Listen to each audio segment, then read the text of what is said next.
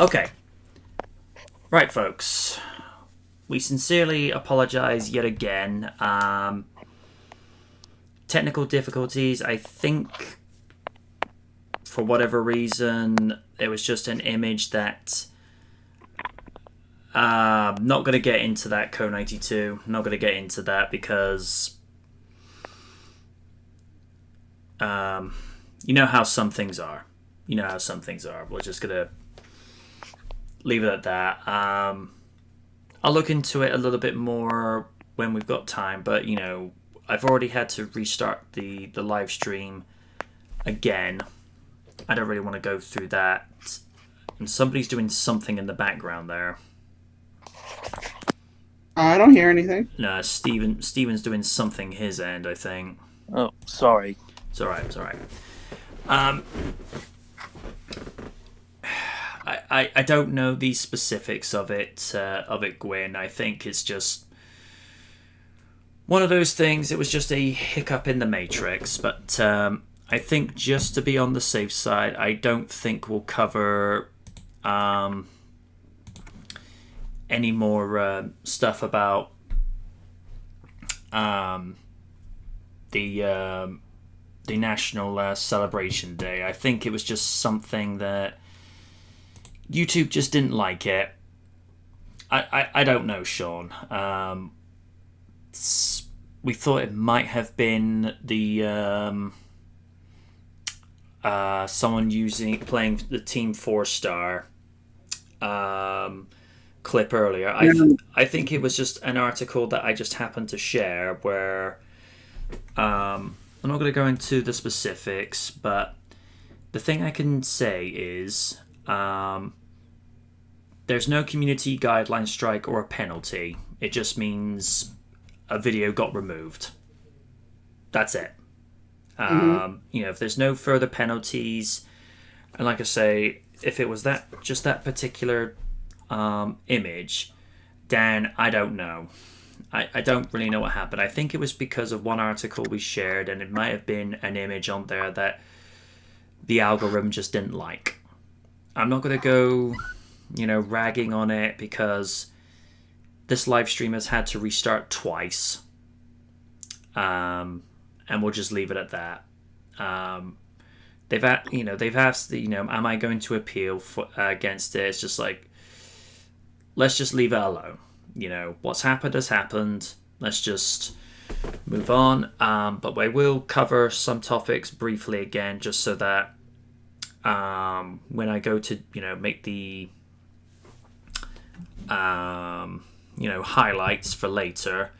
In fact, like I say, I'm just going to take this out of the discussions altogether, just so that, it's a little easier. Because I don't think it'll get funny sharing the Michael Keaton topic, so we'll just go back to that. And I'm going to be keeping an eye on this. Michael Keaton as Bats. Totally love the idea. He's the Batman we all wanted. That's all there is to it. Joel Schumacher passing. It's a sad day. Very talented, and I suppose I don't want to say misunderstood, because as we've said before, Batman and Robin wasn't his fault. He was told to direct a movie a certain way, and his hands were tied. And he's going to be like one of those guys, as Lids had said in something from before. He was well ahead of his time, especially when you see things like The Lost Boys, Falling Down, and the number 23. Good lord. Mm-hmm. Yeah, that was something different.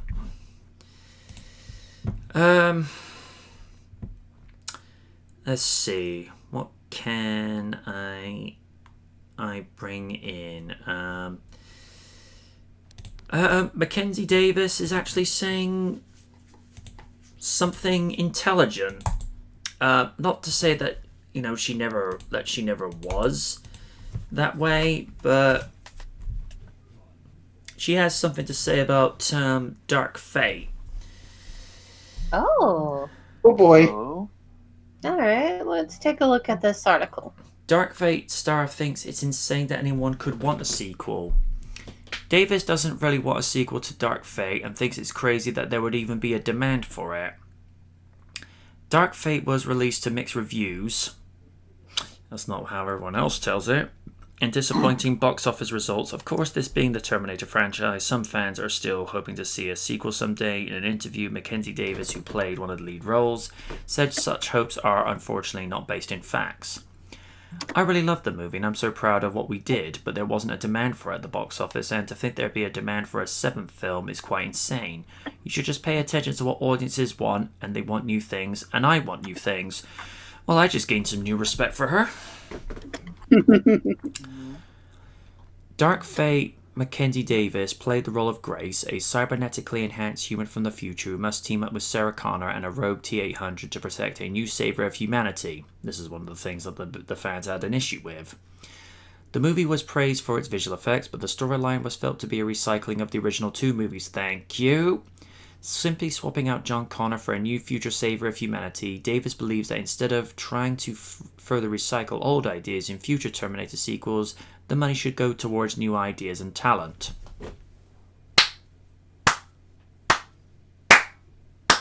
Wow, someone actually with a working brain. There are many interesting people that don't fit the mold of those who make these big franchises who have not had the chance to make movies. We should be investing in them right now. And with that, Davis appears to have effectively washed her hands of the Terminator franchise, and she is not the only one. Linda Hamilton, whose return as Sarah Connor was one of the biggest talking points for Dark Fate, had previously admitted she would be quite happy never to return to the series. I would really appreciate maybe a smaller version where so many millions are not at stake. Today's audience is just so unpredictable. I can't tell you how many laymen just go. Well, people don't go to the movies anymore. It should definitely not be such a high-risk financial venture, but I would be quite happy to never return, so I am not hopeful because I would really love to be done. In any case, any future sequels hoping to profit off the Terminator brand will probably be looking to distance themselves from Dark Fate, which is one of the lowest performing entries in the series. And this is many years after Terminator Salvation. Blimey. Raiden, I feel your pain, bro. Yeah. The truth is, there has not been a universally loved entry in the series since the time of the original and its sequel, Judgment Day, both directed by James Cameron. So it seems Cameron is the only filmmaker who can be counted on to truly capture the spirit of the series in a way that would make audiences care again. Unfortunately, due to his commitment to the multiple Avatar sequels, we're still waiting for the second one, damn it. It is unlikely that we will... I am, or at least like to see where the story would go. It is highly unlikely we'll be getting to see a new Terminator movie with the words directed by Cameron emblazoned across the opening credits anytime soon. This movie was conducted at NME. Well, Mackenzie, multiple style points. Yeah, I completely agree. I think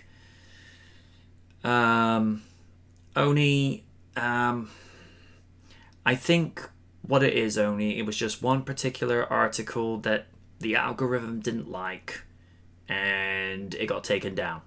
So, in order to prevent further disruption and inconveniences, we won't be, using that article any further. And I think,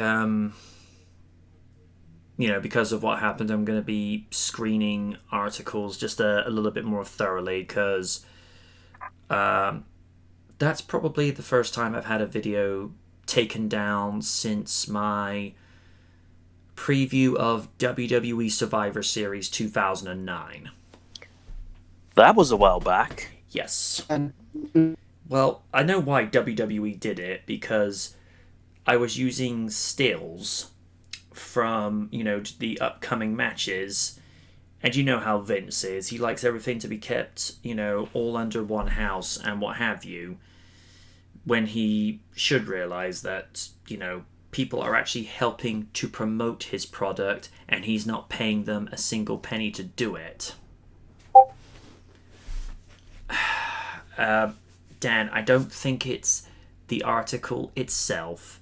I think it was because of the imagery that was being used there, because YouTube has specific guidelines in place where if you're setting it for adults, even then you're not supposed to have certain imagery within the video. So I think I know more or less what happened. And as I'm looking at from one of the emails I've got, I have no community guideline strikes or penalty strikes on my account. So let's just look at it for what it is. All it says is it was stuff that violated one of the guidelines. I've not been penalized. I have no community strike, so don't worry. I think, like I say, I'll just review articles in future, and if there's like images that pop up that kind of goes against the guidelines, it's just don't do it. Sometimes you learn things the hard way. I thought it would be a useful topic of discussion to have on why I think the theme of that article was unnecessary, but the algorithm obviously has a different opinion, and considering YouTube is the main way I connect with my audience, it's best not to mess with it. Co92 I'll answer privately, because don't really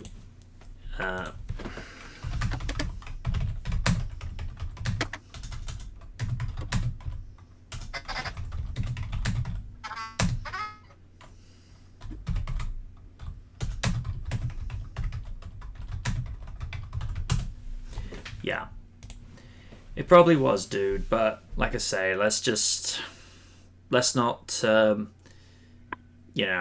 let's not push my luck any further.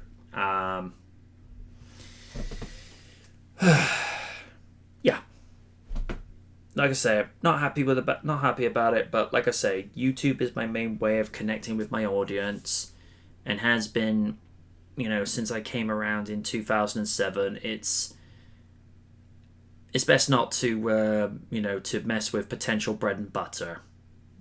Let's just leave it at that.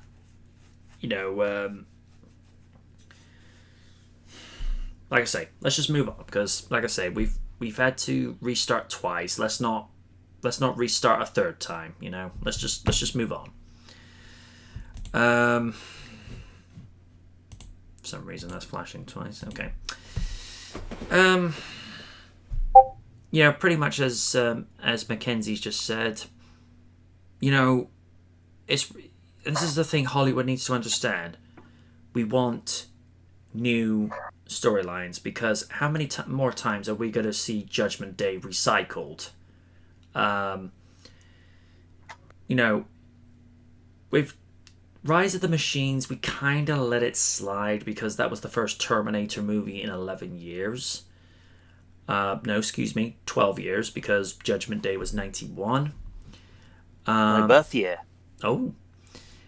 And Terminator Salvation, for all the naysay we give it, they actually at least tried to take the franchise forward. They actually were in the future, setting up the story that would have seen Kyle Reese being sent back in time. And the first part of Genesis, I actually enjoyed. I mean, the idea of an alternate take on 1984, where Kyle Reese would have been sent back in time, but Sarah Connor was already aware of his arrival. I loved that. I absolutely loved that. And then it's like, let's take this in a different direction. Lol, no, let's do Judgment Day again. It's like, and you've lost me. Switching off. I mean, here's the thing. I thought, Emilia Clarke played a good Sarah Connor. She definitely had the kind of fire and chutzpah that Linda Hamilton had in Judgment Day. And here's the thing with Linda. I never fully, when I first saw Judgment Day around mid to late 90s, I never appreciated how much of a hardened badass she made Sarah Connor look. Because this is a woman who, in the first movie, just a regular teenage girl, just having fun like everyone else, and yet she's thrust into a fateful prophecy and vision of the future that nobody asked for, and yet, she accepted it and essentially gives birth to the mother, becomes the mother of the savior of mankind. And also, and I think Liz can appreciate this well, I think her beauty, in not just the philosophical but also the physical sense, her beauty in Judgment Day is highly underrated. Oh God, yeah. Because you not only see like the lengths she will go to protect John Connor. In the second movie goes, duh, that's her son. But it's the lengths that she will keep herself distant so that nobody will pick him up on the trail. And also because, typical, late adolescent and young man in his 20s, I've just, look at her performance in the second movie and I'm like, Sarah Connor, how you doing? Because, like I said, Linda Hamilton is a young woman. She was absolutely gorgeous. Oh, yeah. As good as Emilia Clarke is as an actress, I kind of felt like the badass persona that she put on in Genesis, I felt like she was... Forced? Yeah. Well, I mean, don't get me wrong. We already know she can play a tough character, for all the years that she was in Game of Thrones in, but it was like she was purposely... Until the final season. Mm-hmm. The problem is, she was purposely trying to channel too much of Linda Hamilton when she should have been trying to just make the role of Sarah Connor her own. But it is what it is. Arnold is easily the saving grace of that movie, as he is with most of the Terminator movies. We don't talk about Carl. That was just dumb. Mm-hmm. It's like I say, I look at Genesis for what it is. It's not awful, but it's not even amazing. It's kind of that level between Batman Forever and Batman and Robin. It's a guilty pleasure, but you kind of look at it and think about how to put this for Raiden for understand. It's some old bullshit. Ah, okay. It's between rental and some old bullshit. Because it's as Liz has said before, even some bad movies, you can still find some good stuff. But Dark Fate, from what little I've seen of it, repeating Judgment Day, and here's the biggest mistake they did doing this: killing off John Connor. No. The I like worst to pretend that doesn't exist. No, the worst part about that, they brought Edward Furlong back to kill him off. Oh no. Why? And I mean, don't get me wrong. I like the fact that they brought Sarah Connor back and, helped further promote her as a badass, but then again, that was already established with the second movie. But, they kind of made this point of saying, oh, John has to move out of the way just so that we can have a new savior in a woman. Now, here's the thing. We've already seen female badass characters that have been the potential saviors of mankind. I mean, look at Ripley. Look at Sarah Connor. Mhm. Look at Xena Warrior Princess. Yes. Look at Diana Prince from Wonder Woman. Vampire Slayer. Yeah, Exactly. Xena. I said Xena. Oh, yeah. So, this... Jill Valentine. Oh, yeah. Mm-hmm. Oh yeah. And Yeah. to those of the anime and the anime universe, Lena Inverse, you're welcome. Sailor Moon. Mm-hmm. Mhm. So, I don't like it where Hollywood just has this notion there's never been these quintessential tough female characters when it's been littered throughout history. In cinema, TV, comic books, there's been plenty of strong female protagonists. The problem that Hollywood doesn't seem to understand is they are forcing these sort of characters on us.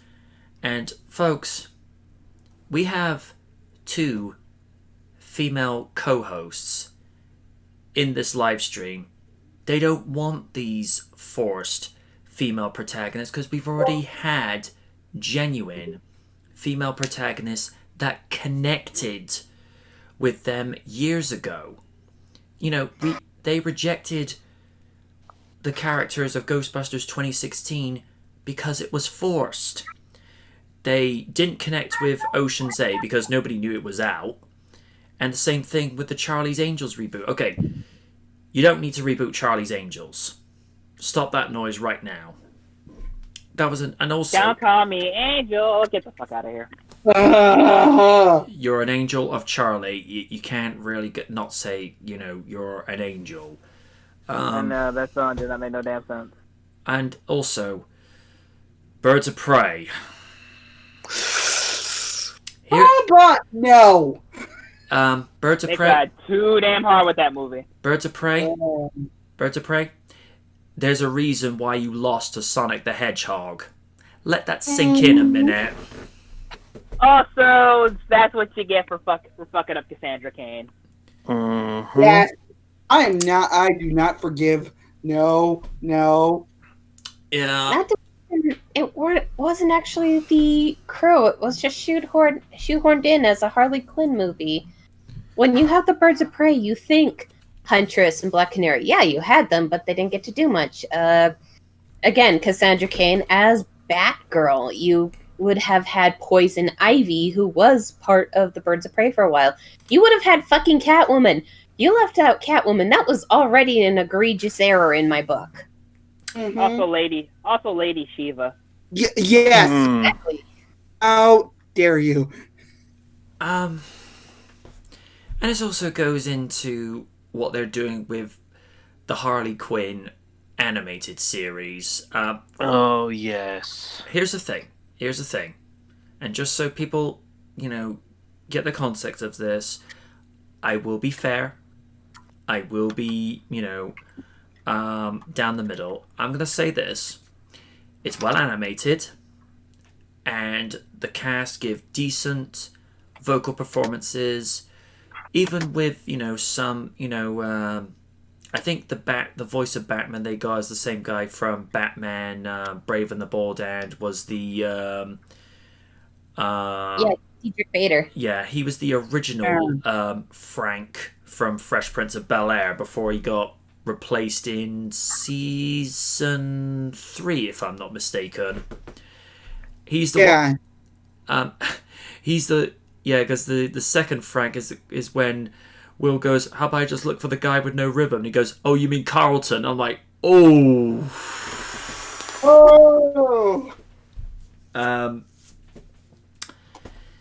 The problem is, it's the writing.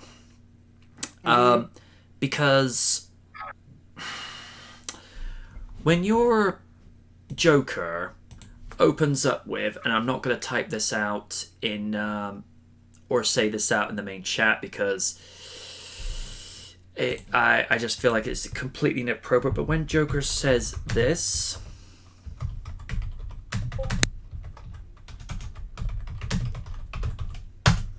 then you have problems. Oh, no, No. no, get away, no, no.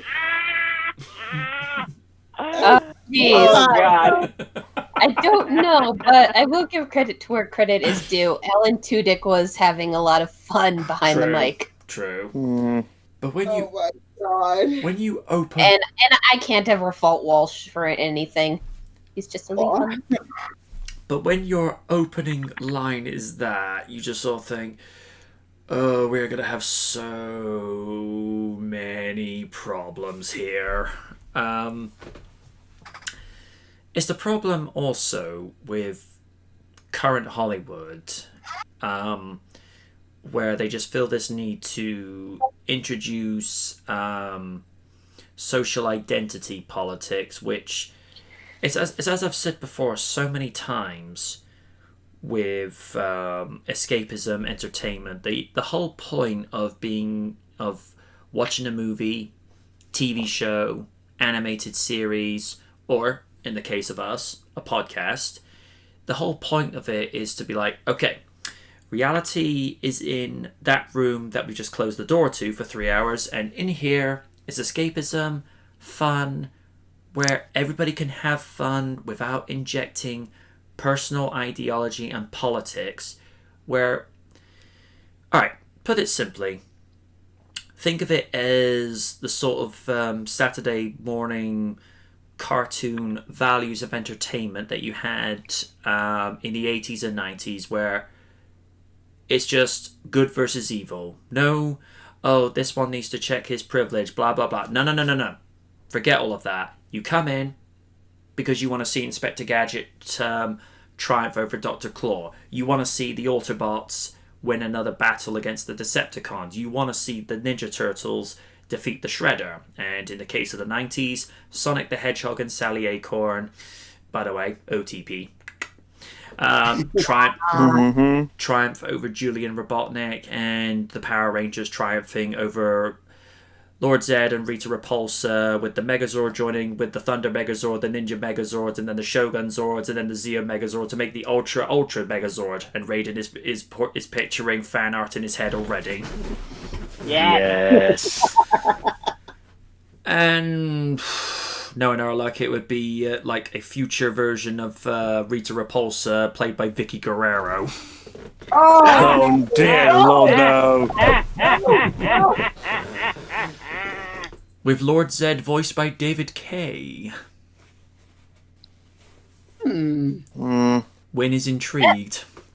That, on one hand, there's that part I would definitely be all over for Zed, but for Rita, all I gotta say is this. No! Oh god, I think Navi's the one that was triggered, not you. Yeah, he dove right into the hamper. Poor guy just wanted to take a little nap in front of the TV. Little tiny, at the time, 3.5 to 4 month old kitten just wanted to sleep in front of the TV. So, it's like I say, there's a whole reason. That's the reason why escapism exists, because politics is something that's saved for either documentaries, the news, or whenever they're having political rallies on. When you have a... I'm sorry. I just saw a random post of a cat parodying the Screaming Cowboy. Oh my god. Oh, random. Damn it. So, when you go in... Unless it's a political thriller or a biopic, let's just say, for the sake of discussion, they make a biopic of Reagan. Of course, there's going to be politics involved, but it has to be portraying the politics that were present in the 80s. So, on that particular thing, yeah, the politics have to be there because it's being authentic. But it's when they do things where it's like revision history. It's like, oh no, it happened like this way in history. It's like, shut the hell up. It didn't happen that way. You're just wanting to do that because you're just trying to paint a narrative. And it's a similar thing Raiden might pick up on this because WWE do a very similar thing with revisionist history. Mm-hmm. As we all know, Big Show is one of the very few superstars that has won not just the WCW title, the WWE title, but the ECW title, a title he held in 2006. Yet, when he wins the world title from Mark Henry in 2011, they go and say, "Oh, you ended your 9-year world title drought before losing it to Bryan." It's like the ECW title just pops and goes, "Am I a joke to you?" Oh my god. Yeah, because they go and say you ended your 9-year world title drought. It's like, he was ECW champion when it was in WWE, and that's a recognized world title belt.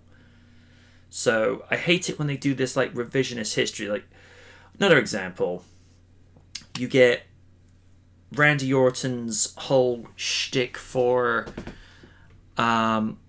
facing Triple H for the WWE title at WrestleMania 25. It was Orton wasn't even looking to face Triple H. It's just because that Orton had done things to Stephanie in the story. Triple H just shows it, just pick me. They go and change these things to like suit the narrative of the story or the direction of it. It's just like, guys, who are you bullshitting? It's like, we know it didn't happen this way. So it's like I say, we don't want any of the nonsense put into our TV and movies. And here's the thing. I love Christopher Lloyd to death. Don't get me wrong, but he says if there was a fourth Back to the Future, the theme should be climate change. And I'm like, Chris, no. Just do a movie about time travel. That's the whole point of it. We want a movie about Back to the Future because we love Marty and the dog. And by the way, happy 35th anniversary to Back to the Future this Friday. Hooray! Still awesome. But it's like I say, we don't want to see politics colliding in with entertainment because we go to entertainment to escape this. I mean, this is going to annoy Liz, but imagine an episode of Buffy the Vampire Slayer where they're preaching about social identity politics, like saying you should check your vampire privilege, and Spike's like saying, shut the fuck up.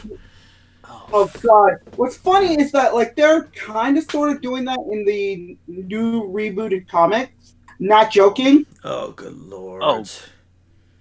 Why? Exactly. No. Just Seriously? uh-huh. The entertainment industry will always chase a trend. But They're chasing the wrong trend, if you ask me. Yeah, it's like something we kind of discovered because when they were doing Back to the Future Day back in 2015, which I love ITV2 for these little details. They started the first movie at 4:29 p.m. on October 21st, 2015. I thought, okay, ITV, I saw what you did there. We noticed this whilst we're, watching through the second movie. On the Hill Valley edition of USA Today, it said, activists protest against alphabet soup. My brother just goes, they predicted social justice. And we were just laughing our asses off at that. And when we brought that up in the 2015 end of year panel, Kaiju, you son of a bitch! I love you for this. It's because the alphabet should include more diverse alphabets to have more letters from other alphabets around the world. I'm like, dude, don't! You're giving them ideas. Stop that. But yeah, it's like I say, some things should be left alone.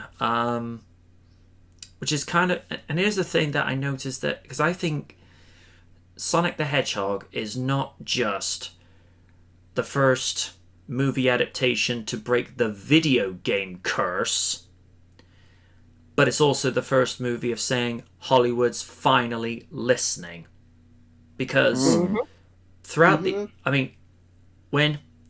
entire runtime of Sonic the Hedgehog, was there ever any hint of different ideologies, social identity, politics, or diversity forced down our throats even once? Nope. Any diversity shown was natural and done right, especially since Tom and his wife are a pair of cuties. Especially Tika Sumpter. Hey, how you doing? I wouldn't blame you. She is very easy on the eyes, and I do love me my James Marsden. How you doing, Cyclops? Or excuse me, Donut Lord. Seriously, what is that guy taking? He looks like he's hardly aged. Yeah. I seriously think that they've all found a secret fountain of youth. It's only something exclusive for Hollywood actors. I think so. Yeah, someone please explain Marina Sirtis with what she's had done to herself. Oh my god. Here's the thing.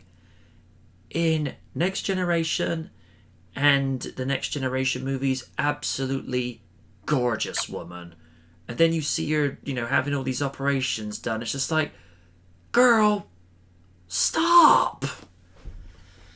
And also, do you notice how her accent seems to fluctuate throughout the entirety of her run as that character? Because when she first starts, it's kind of a mixture of English with a little bit of Greek. You get to Star Trek Picard, she's got a full-blown English accent. Yeah, I don't know. And it's like I say, she was absolutely gorgeous the way she was, and she ruined herself. With Kate Beckinsale, as Win has pointed out, hers was subtle. She only placed any surgical enhancements where it was needed. And I think with Kate, it was mainly just to maybe get some brow lines reduced and what have you. As for Tom Cruise, I don't know what that guy's on, but I think his maybe just a mixture of good genetics with very minimal use of surgery, because he's still in great shape, and here's a guy who still does all his own stunts at his age. It can happen. Jackie Chan still does his own stunts. Hmm. I think Jackie kind of held off of it because even in his younger years, he was getting effed up. And I'm looking forward to seeing what he'll do with the character of Maverick, considering it's been 34 years since we've seen him as that character. And getting back onto my point with the Harley Quinn show, here's the thing. People have had the pairing of Ivy and Harley Quinn for years, but it just seems as though it's coming across as a bit forced. Yeah. I mean, Liz, how would you feel about it if, let's just say for the sake of discussion, there's this long lost episode of Buffy the Vampire Slayer where they do a forced pairing of Buffy with Kendra? I'd be like, first of all, there was no context of her being bisexual. We know of. Again, people like to ship her with Faith. It's understandable because that kind of works. With Kendra, it doesn't, because I'm sorry, Kendra was a very sheltered girl, and when she was interacting with the Scoobies, who did she turn to first? Xander, because she was attracted to guys. Exactly. Like I don't. Why you have to push your agenda of just be like, we can have them be bisexual, they can be poly. They don't have to be anything. You don't have to push your agenda just because that's hip and new. No, stop. I keep saying this, but you need to stop pushing your fucking agenda. And as was also been pointed out so many times before, whenever they do stuff like this, they try pandering purposely to win the people over. It's like you're actually pushing them away. I mean, when it becomes the forced story, whereby this is all that the story focuses on, rather than that they're just great characters, that's when people get, pushed off of it. I think the best way, if you happen to have characters that are of that community, you just have them come in, but you don't draw attention to that. It's like Wynn once said with regards to McCree in Overwatch. There was no hint of it until there was like a little cute, Christmas postcard where two of the characters just happened to share a kiss, and there was no allusion to it before that. It was just like, oh, okay. Yeah, so just to make a small correction, it was Tracer. McCree's the cowboy, voiced by Matthew Mercer. Beg your Yeah, I was pardon. about to say. Oh. Yeah. But it's okay. But your point went across quite greatly. It was sweet. It was discreet. It was in a comic, and it was the same with Soldier 76 when he was talking with Anna because she noticed he was looking at an old picture and asked, "Do you miss him?" And he just kind of gave a sad smile and went, "He got married a little while ago, but I'm happy for him." Quick question: Isn't Tracer bisexual? I believe Tracer's gay, and it's Soldier 76 who's bi. Okay. Okay. And you can't really knock the game too badly, because much as people like to think it's a weird social justice-y game, it isn't. It's always been pretty diverse since its inception, because you got various humans from various places, skin color, creed, religion. You have like 4 to 5 different variants of playable robots. A gorilla with a 300 IQ and a hamster with a 300 IQ. A hamster! How can you say it's social justice-y when it's just your typical fighting game tropes? Because we had various men and women in fighting games in that manner, and even a couple of animals, like with Tekken, that had Kuma, Panda, and Jack, and if you unlocked him, Alex, who was a freaking dinosaur. Also gone from Tekken 3. Ah, yes, I loved being a little gremlin playing as him. Kuma and Panda as well, ones that come to mind. They'll quit spamming his farts and tail. But I'm so tiny, you can't hit me. When I feel like being a gremlin, I always go for the smaller characters, be it Gon from Tekken 3 or Roll from Marvel vs. Capcom. Because she is too small to hit, and I love it. Plus, her theme is so cute. I know there have been also times during the Slayer's OVA runs, they tried to pair Lena up with Naga. In fact, No. I've actually got one picture Wynn might recognize. This is like from some of the old Slayer's wallpapers that used to go around. What? I don't ship it, but I will say the picture is cute. Yeah, I'll admit that too. It's just, again, pushing agendas, really annoying. Please stop. Let me just... I'll give people a quick look via live stream, and then going away real quick because no, we're not doing the weirdness thing again. So to be fair, in this context, it is at least safe for work. True. It is. Yeah. It's clean, so you should be fine. Good. Because in the OVAs, I think I don't think there's ever been like any sort of romantic links for Lena. I mean,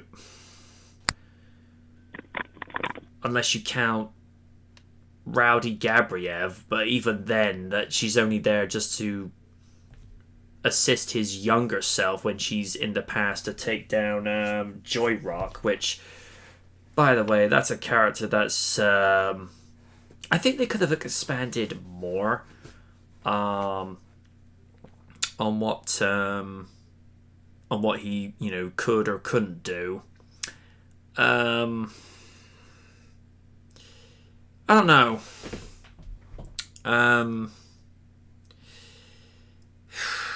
With the TV series, it was Gowry that was the romantic interest, but the only time that's ever really been hinted at is where Lena and him are sort of by the campfire site whilst they're looking for manuscripts of the Clare Bible, or the very last episode of Next, where Gowry has asked Lena to be returned instead of the Lord of Nightmares, who had taken ownership of Lena's body, because there's two ways that the Giga Slave works within Slayer's lore. There's the one where, if used correctly, it can take apart a monster. Shabra Nigdo found this out the hard way during the first season.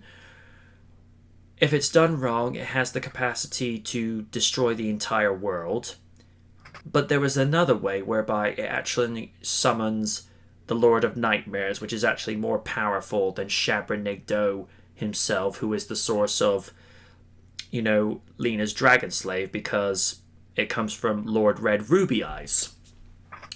And it's just this idea that you have this different entity that just happens to have Lena's form, and it was all because she did this to spare Gowry, because Hellmaster Fabrizzo wanted to, you know, take him for himself as his servant and what have you.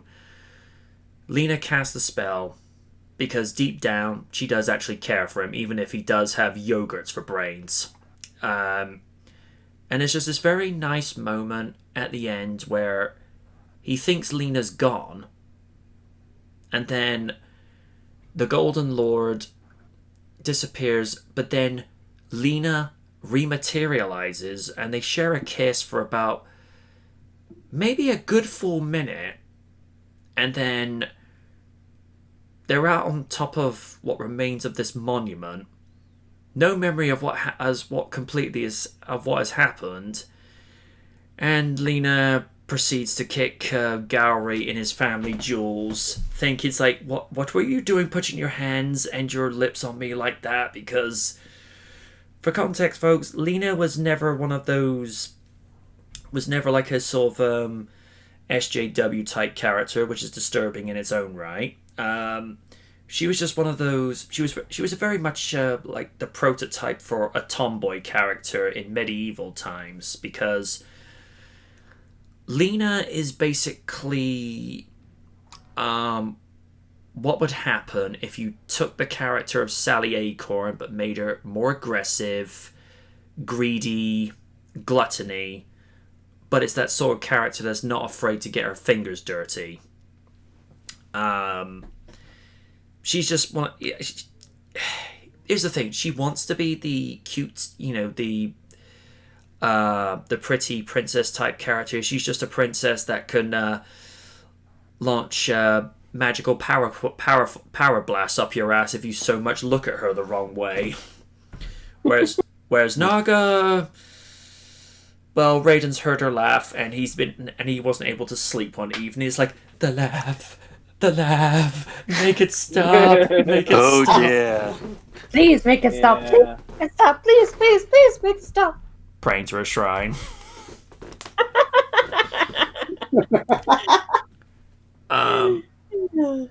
But no, you know, it's already a decent character like that, so you don't need to make changes in what's already decent. Some people try to pair Lena up with Amelia. I wouldn't go there.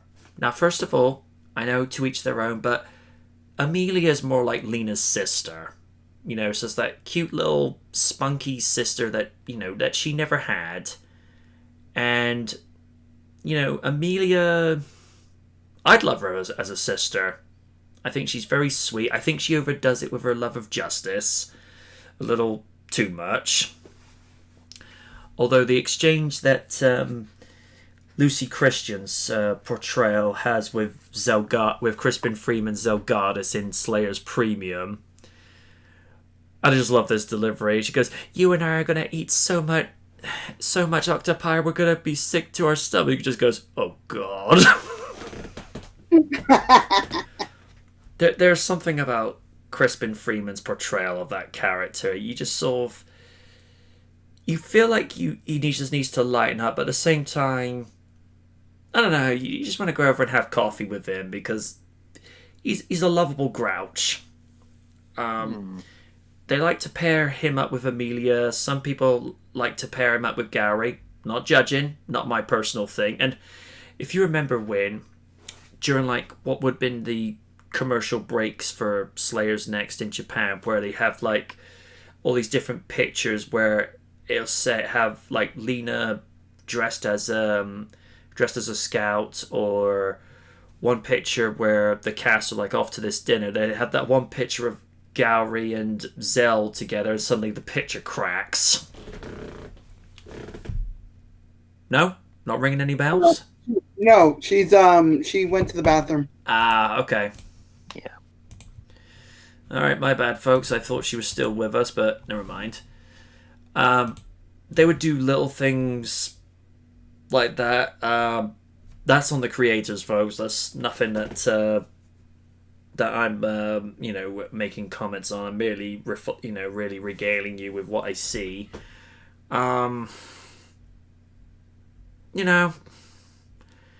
It's a sort of pairing where you don't really need to make too many things, and there have been some people that try to pair up Zelos with Philia. Oh dear.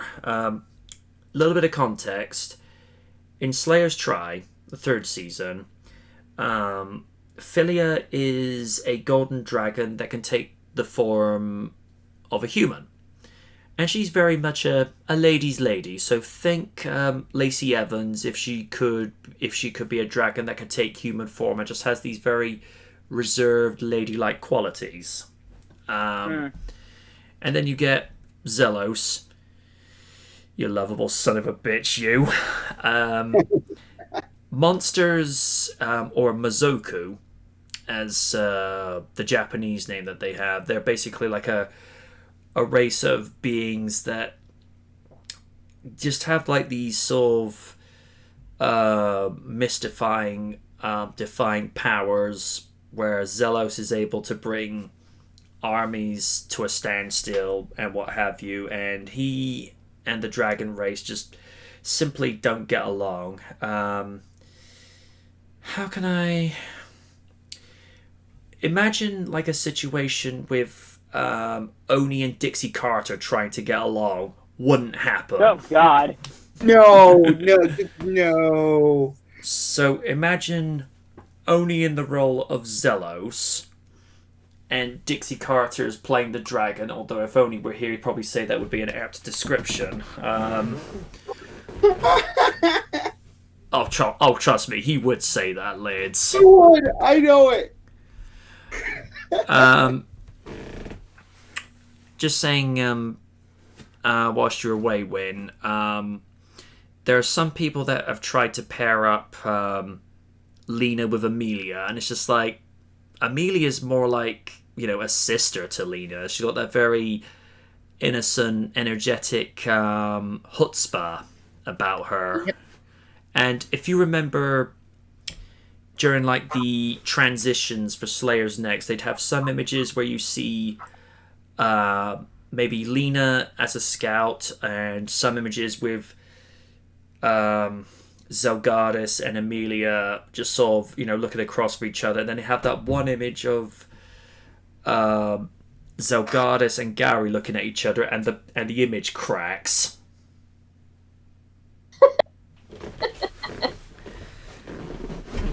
Out of all these seasons that they did with the TV series, Next is by far the best.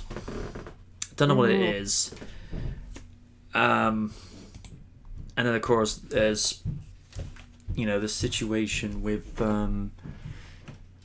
Philia and Zelos. They really do not get along. I mean, you know, Zelos, who's a Mazoku or monster in the English translation, and you have Philia.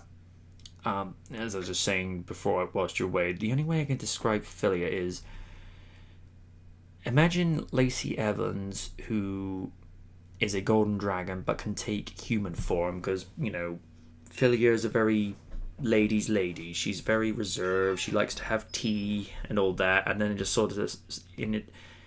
Zelos and Philia can't get along, so it's like, imagine Oni as Zelos and Philia being played by Dixie Carter. It's like, it's just two people that just cannot get along. Oh god. And as I just said whilst you're away, and, you know, for Oni to hear, you know, me calling Dixie Carter a dragon, probably say that's an apt description. Because here's the thing. Oni has had Dixie Carter respond to him twice on Twitter. Oh my Seriously? god. Dare I ask in what context? He referred to Dixie Carter once as the village idiot, and she responded by saying, "Excuse me?" Oh god. Oh god. And the other time he referred to her as the inept moron, and from what I understand, she didn't even block him.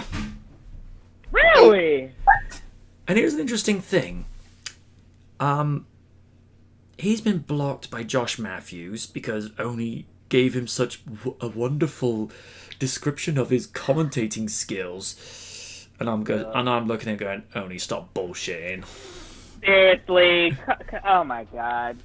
Cut it out. Cut it out. Yeah, but to be fair, dude, this was about 4 years ago, so, you know... Thank God. Oh my god. Oh boy. You don't even know how much time I'll get into him. Like, do you enjoy doing this, or is this like you wanted to succeed? He even That's all I'm saying. got blocked by Goldust. What do you do? I don't know. All I know is I've been... Reputation? Maybe. Trekkie goes, what is an Oni? Oh, that's a very long philosophical question. Oh god, honey. Oh honey, let me help you. Whereas with me, the only ones I've ever been blocked by on Twitter, Jericho, that you know about, and last year I found out Orton blocked me. Hmm. The only thing I can... Well, okay, I can tell you through experience, Orton is not the same person that he was. Not the immature person that, you know, fucked up his own push. I know one point, one of my Facebook friends got blocked by Michael Cole and Jerry Lawler, all because they just made some constructive criticisms about their commentary, and within about an hour, both of them blocked him. I'm like, well, that's a bit harsh.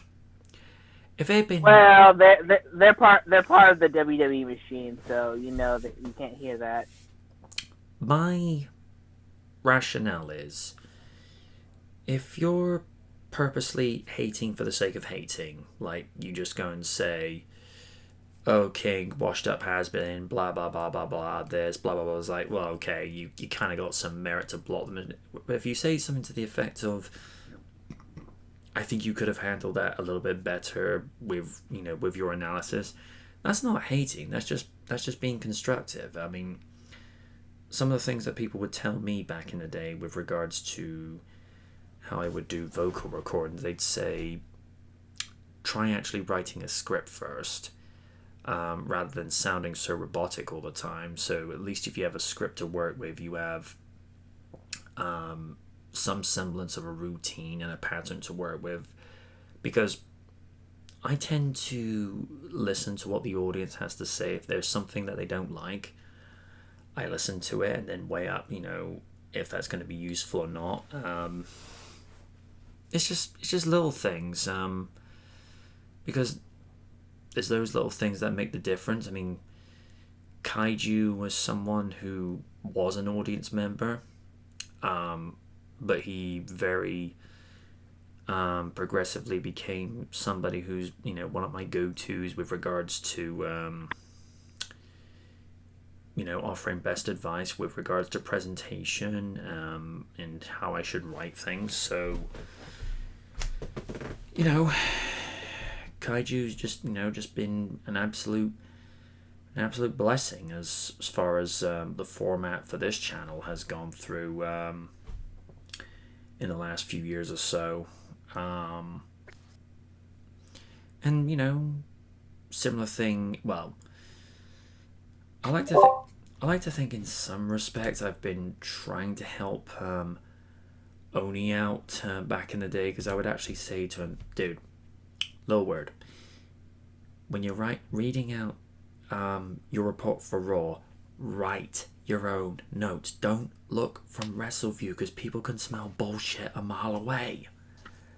If it's like one of those situations you've had no time for it, you've had other things to do around the community, what have you, that's fine. People can accept it as a one-time thing, but when you're reading someone else's notes off as your own, people don't like that. And he took offense a couple of times, saying SmackDown opens up with the greatest highlight, which is the Miz TV. Like, wait a minute. I'm like, read the damn note. He's like, no. I'm like, do you want to go back to Raw? And he's like, I'm just like, yeah, think about it.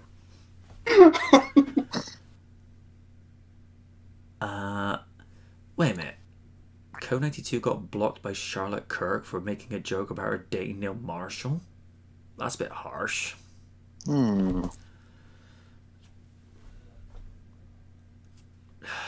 I feel like, and this is just me saying is real here, I think the only time you should block somebody is if they're purposely being offensive, or if you just don't happen to get along with that person and you feel like you blocking them is just a way of, for one, you have yourself some peace of mind, because you don't want to talk to this person, because it's like I've said before, if you know the outcome before it happens, you're kind of obligated to change it. I mean, let's say Lids is having what seems to be like a civil debate with Kim Kardashian lover 596, for the sake of discussion. Raiden, just go with me on this. Okay, I'm sorry. And then all of a sudden it just starts to get very childish, very immature, very sophomoric, and Lydia just goes, right, yeah, okay, I've had enough of your stupid block. Yeah, I think that's the only time you block somebody. I think the only thing I can realistically think of why Orton blocked me, I might have just said, hey, everybody chant Randy Blandy in the audience tonight.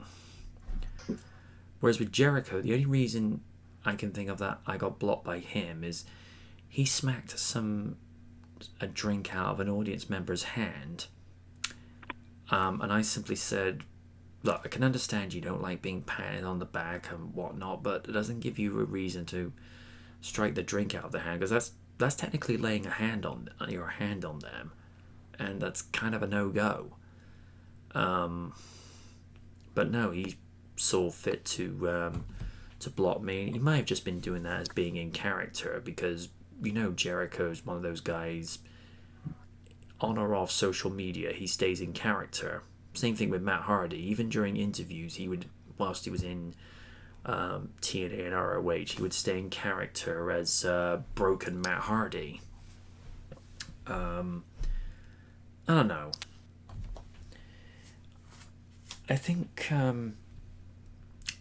some of the art of the WWE characters has been kind of lost, and the mystique has been taken away with social media, because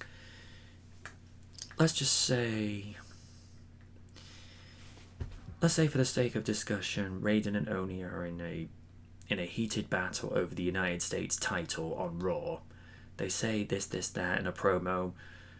Next day, they're over social media getting Krispy Kreme donuts, patting each other on the back. They're like, "Come on, guys, really?" I like Krispy Kreme donuts. So does Oni. Donuts.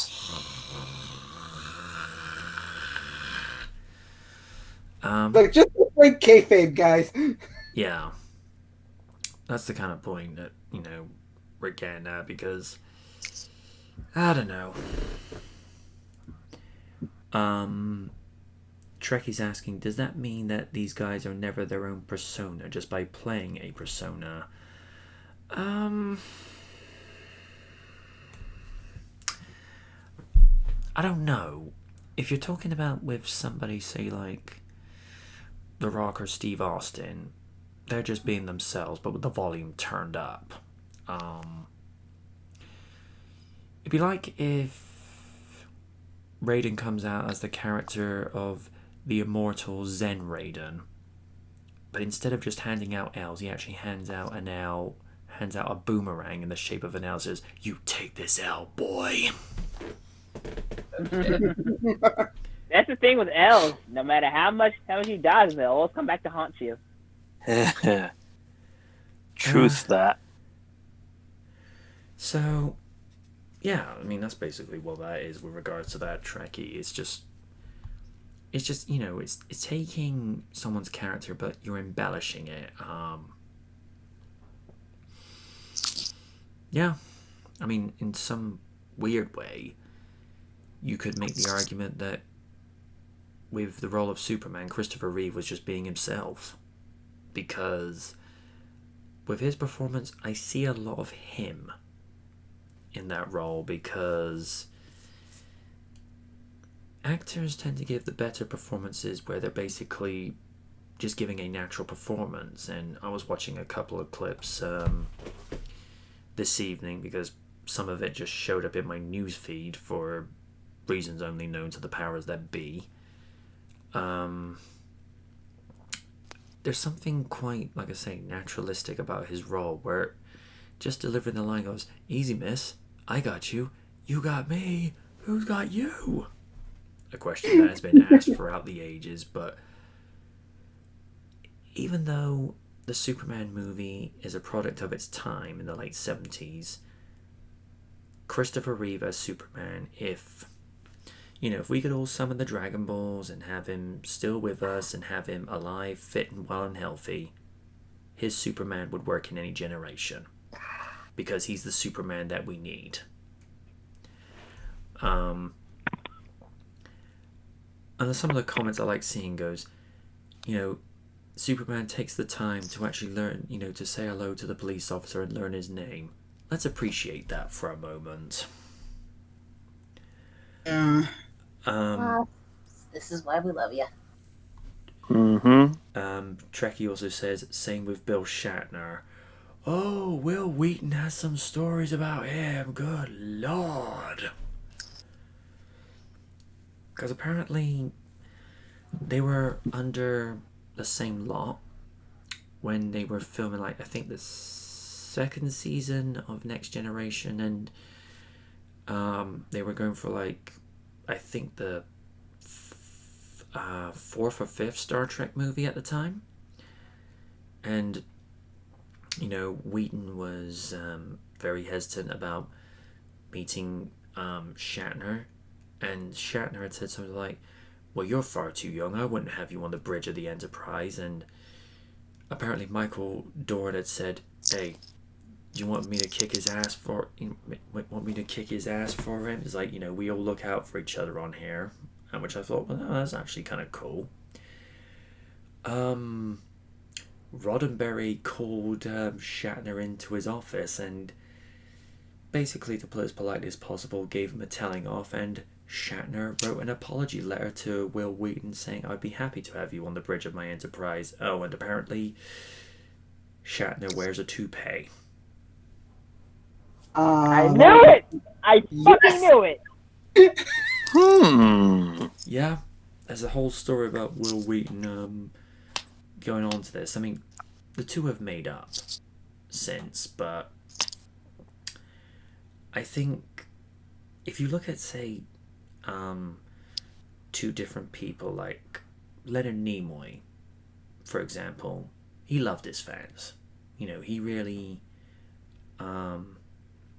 embraced the role of Spock, and he was probably the best cast member of the original series to be that one to pass the baton when they did the Star Trek alternate timeline movie in 2009. Because when he showed up, I'm like, the fuck? And I still love this exchange where you know, Chris Pine goes, "Who are you?" "I am Spock." Bullshit.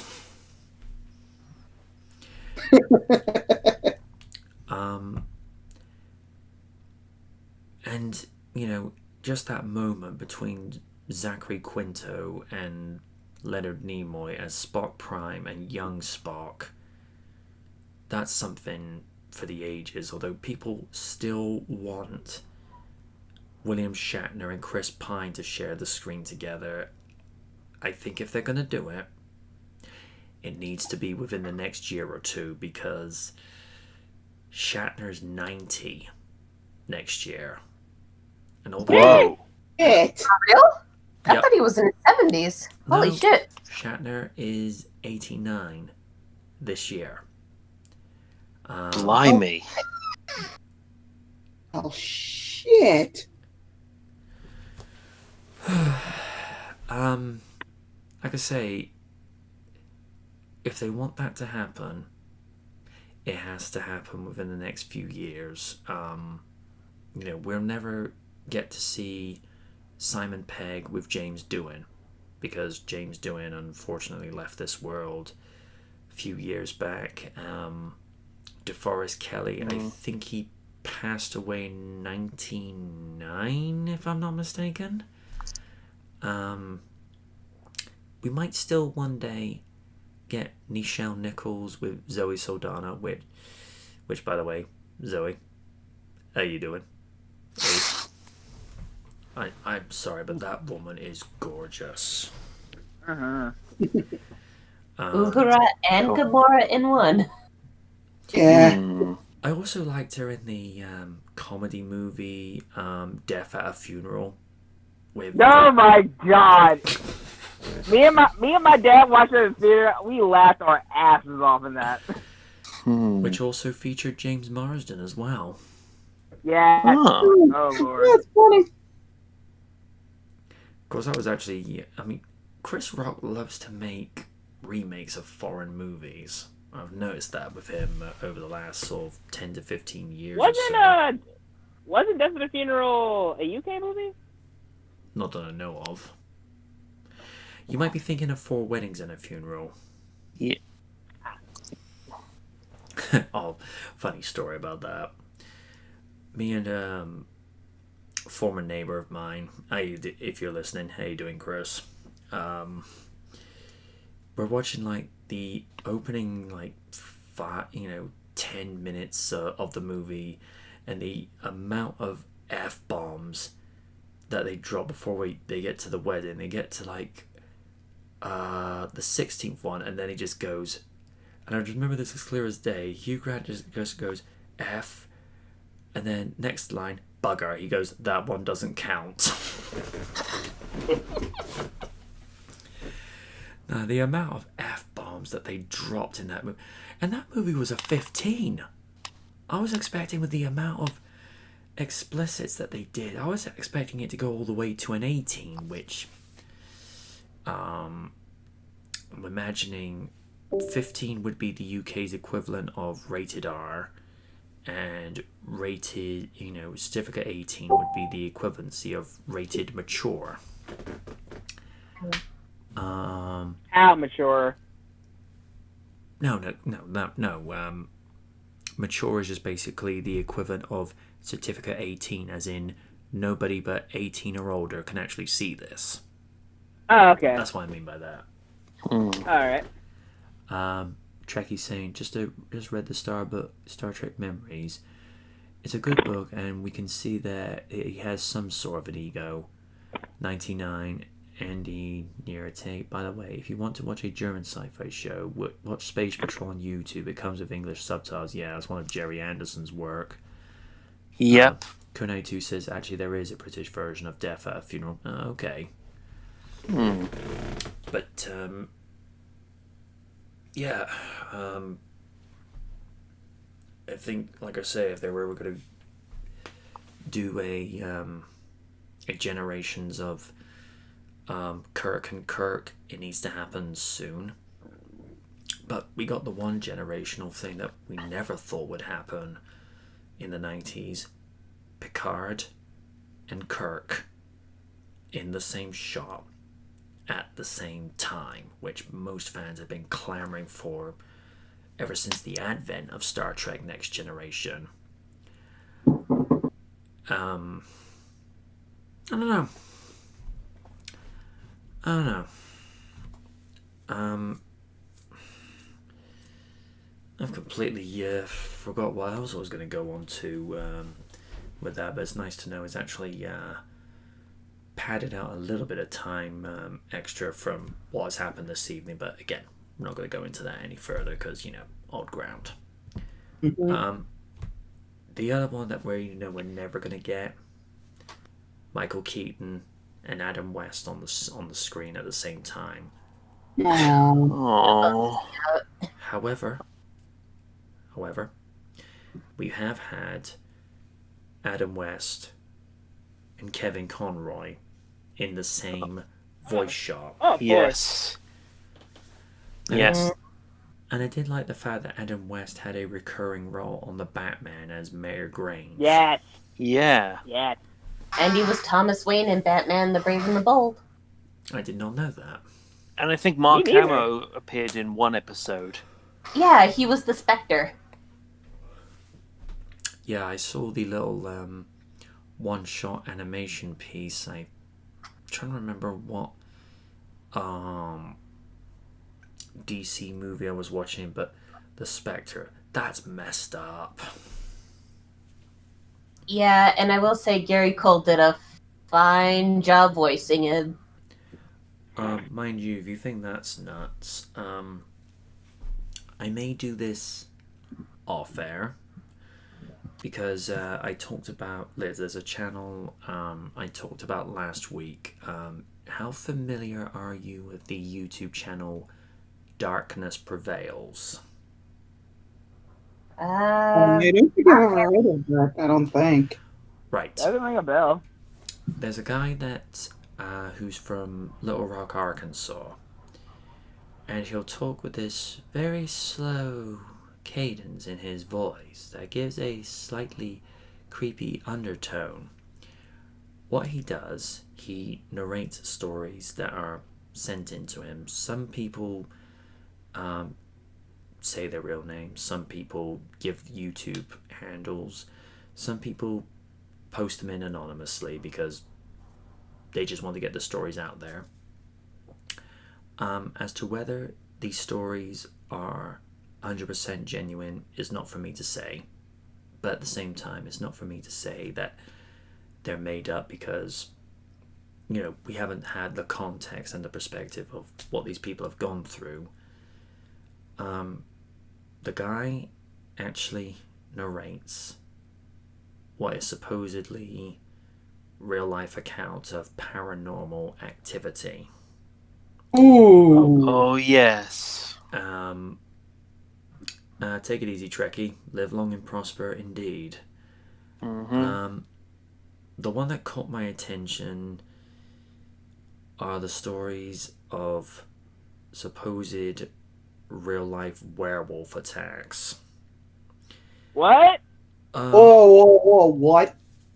Now, for context, I'm not saying if these things are real or not, but the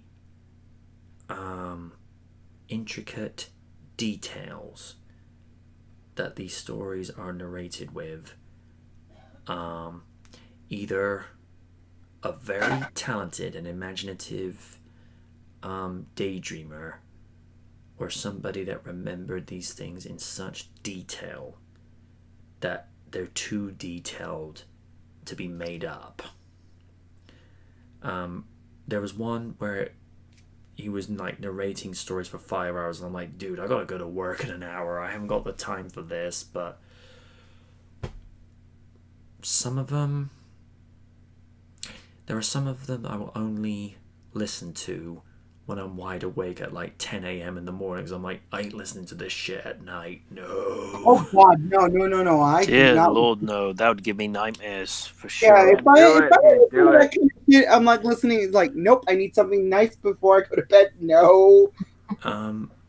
He deals with horror stories of like truck drivers, night shifts, Instagram horror stories. There's a lot of horror stories about Walmart, but Walmart can be a horror story in its own right, but that's a different context. Yeah, my mom. Yeah. My mom could tell you that, especially what's going on. He's even had the ones I will not listen to. Anything with regards to ghosts, that's like, nope. Oh no! No! No! Yeah, Yeah. Those are the ones that I draw the line at. It's just like, no, I'm not listening to that. No. With vampire ones, I haven't listened to that one yet. Only because there's only one video that's actually shown up at that, but there are multiple stories on his channel of werewolf attacks. Some of them stretching as far as India, Norway, Denmark, and in some, I think in one state of Indiana, he talked about some of the stories there. And apparently there's one story about one that took offense to littering, which I'm like, hold up. Because apparently this one office worker had inadvertently dropped a granola bar. Oops.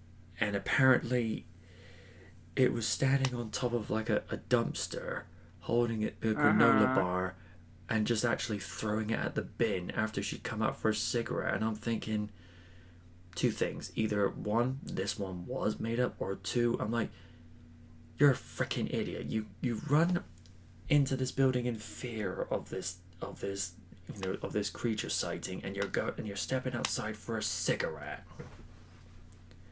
I'm just like, you're a freaking idiot.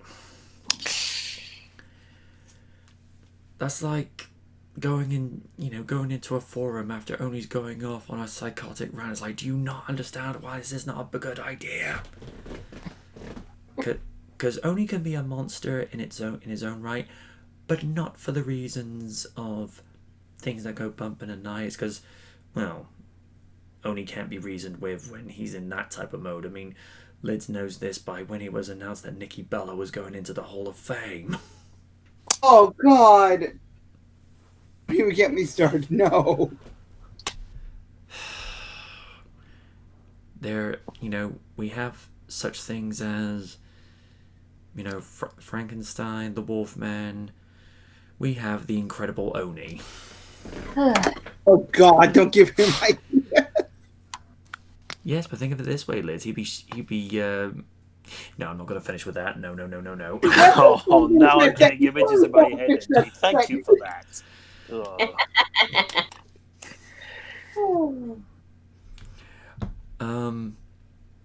I mentioned earlier how there was like one how the podcast used to be. I'm not going to share the one where Oni went off saying questionable stuff. I think that was during the review panel. I'll do the preview. Right, let me see. Because like I say, I need to fill up the timer a little bit more. Here we go. We'll go with the preview. Yes. Uh-oh. And I think I have a news article for later if you need any more padding. Sure. Like I say, it's just something just to sort of... I'm not going to watch the whole thing because, it's just to sort of fill things up a little bit. Uh-oh. Petting, petting, petting. I'm just kidding. Yep. Well, Yeah, Sarah. after what happened this evening, Liz, we need to kind of fill things Yeah. up a little bit. Oh no, I'm not disagreeing with you. You're right. No, don't. So Okay. where does the legendary rant start? Hang on. Oh, he does go off on one at times, but here's the thing, Lids. This is only 5 times louder than what he is today. Oh, Oh dear Lord. I think I've experienced this, but Right. it's fine. Just for context, folks, the audio in here is a product of its time because I didn't have a decent microphone at the time. I think I had like a cheap Microsoft microphone at the time. Again, this is circa 2011, so make of that what you will. When does it start? At what time? Or do we have playing it from the beginning? We're playing from the beginning, but we're only going to be doing like maybe no more than 15 or 20 minutes. It's just... Mm-hmm. Understood. Well, I'm at 0. Okay. So am I. Ditto. All right. 3, 2, 1, play. Oh, the old logo. Ah.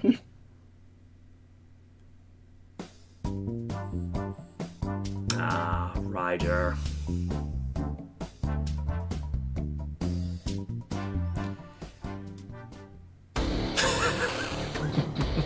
Oh dear. Ah, dear.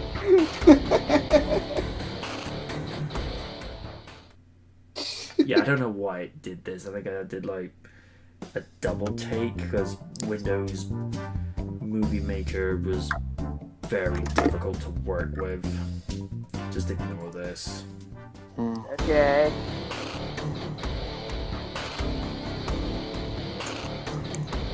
Oni's old username.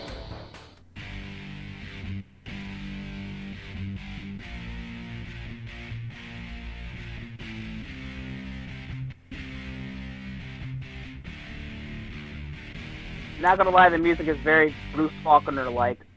Yeah, a little bit. Ladies and gentlemen, it's been 4 months since WrestleMania, and I think most of us can safely say that This was before I worked not with a the script. event that we thought it was going to be, and now here we are, 4 months later. The WWE landscape has changed drastically. For starters, we now have, for the first time on Raw, 2 WWE champions. Vince McMahon completely off his rocker, and now we've got Triple H as the Chief Operating Officer of World Wrestling Entertainment. Ladies and gentlemen, welcome to the very first installment of the announce table. I am MJ Knight, the bookie, the ring announcer, the guy that everybody's chucking popcorn at because I'm always hating on John Cena. Calls more of a brown noser than fucking Jerry the King Lawler, but anyway, leave it. To the left of me, I've got forever my partner in crime, my play-by-play straight guy announcer, the reliable X24 rider. Hey there, MJ. And my usual color commentator, the Stone Cold Shattuck 23, who is pretty much an anti-wrestle shoot fanboy. Pretty much, and I'm wishing I was the Thunder God right now. Oh, hi, honey. Ah, my Someone quite favourable. The asshole in training. Thank you. The guy who seems to be spamming a lot of my videos, but I'm appreciative of what he does. Oh my God. All the way from Massachusetts, Gurak Weavile. Hey, Weaver. Yay. Well, fuck you.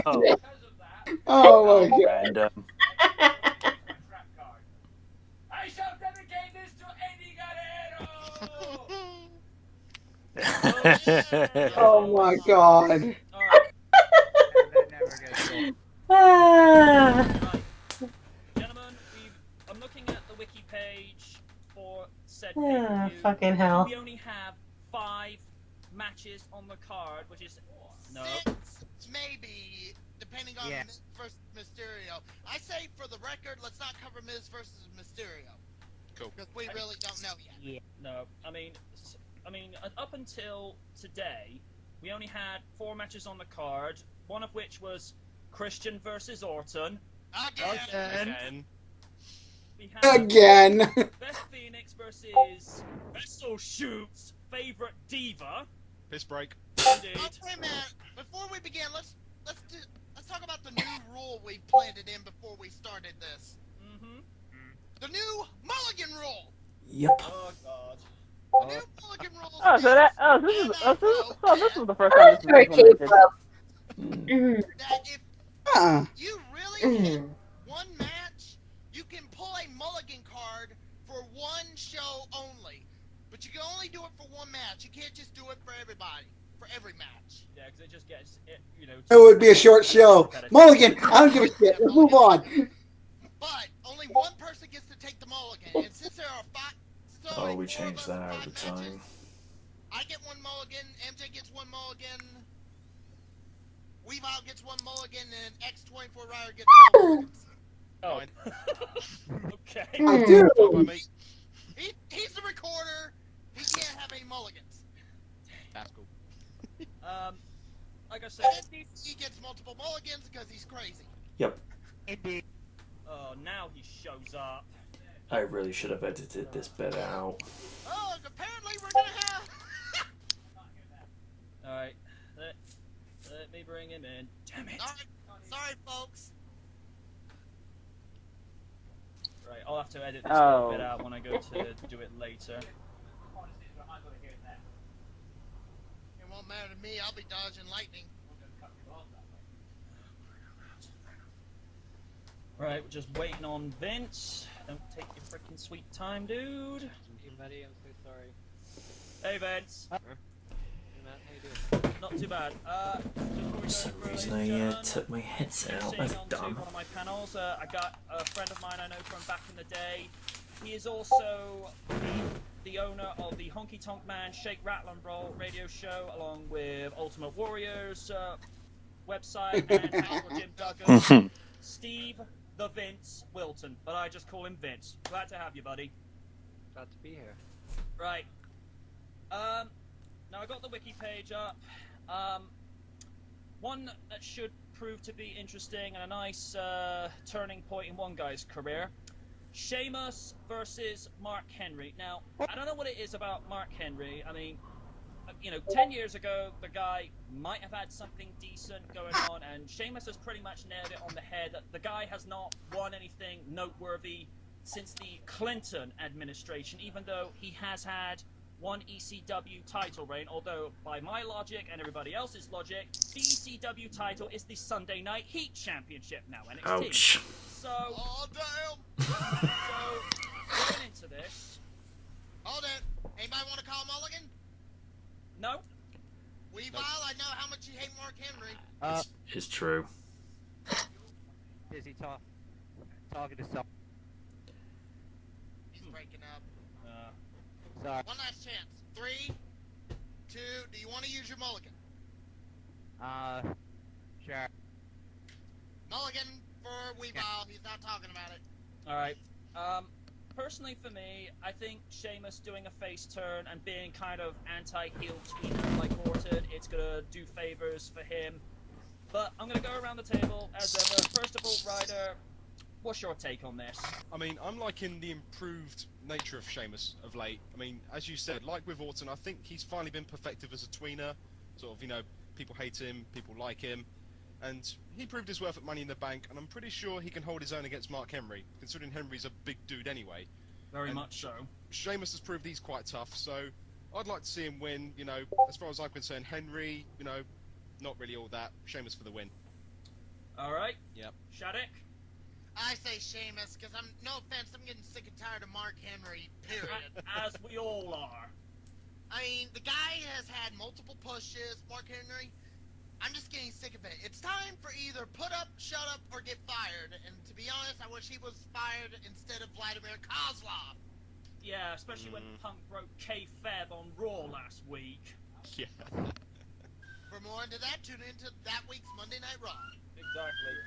I have to agree with Henry. Now, you know, it's another case of WWE not utilizing their talent properly, and it's just another case of like with Big Show, not being able to stick with one gimmick. Oh, being a face isn't working. I'll go be a heel. Being a heel's not working. I'll go be a face. And with Henry, he has had multiple potential over the years to make something of this, and yet they just don't do anything credible with him. So I think they will put Sheamus over for this one, because after all, you know, the kind of put downs he's had, considering when he had that losing streak earlier this year to then getting the US title briefly, I'm gonna say Sheamus for the win, but Henry's gonna throw a bitch fit over it. More than likely.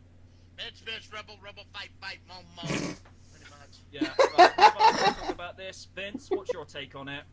I wouldn't really be surprised if it ended up in like a double count out, something like that. I don't think either guy can really afford to lose. I think Henry's having his last big push, and Sheamus doesn't really right now. So I wouldn't be surprised if there was some kind of crap at the end, and you know, nobody really won. Holy crap, that's an intelligent response. Thank you. I mean, serious, thank you. That's my pleasure.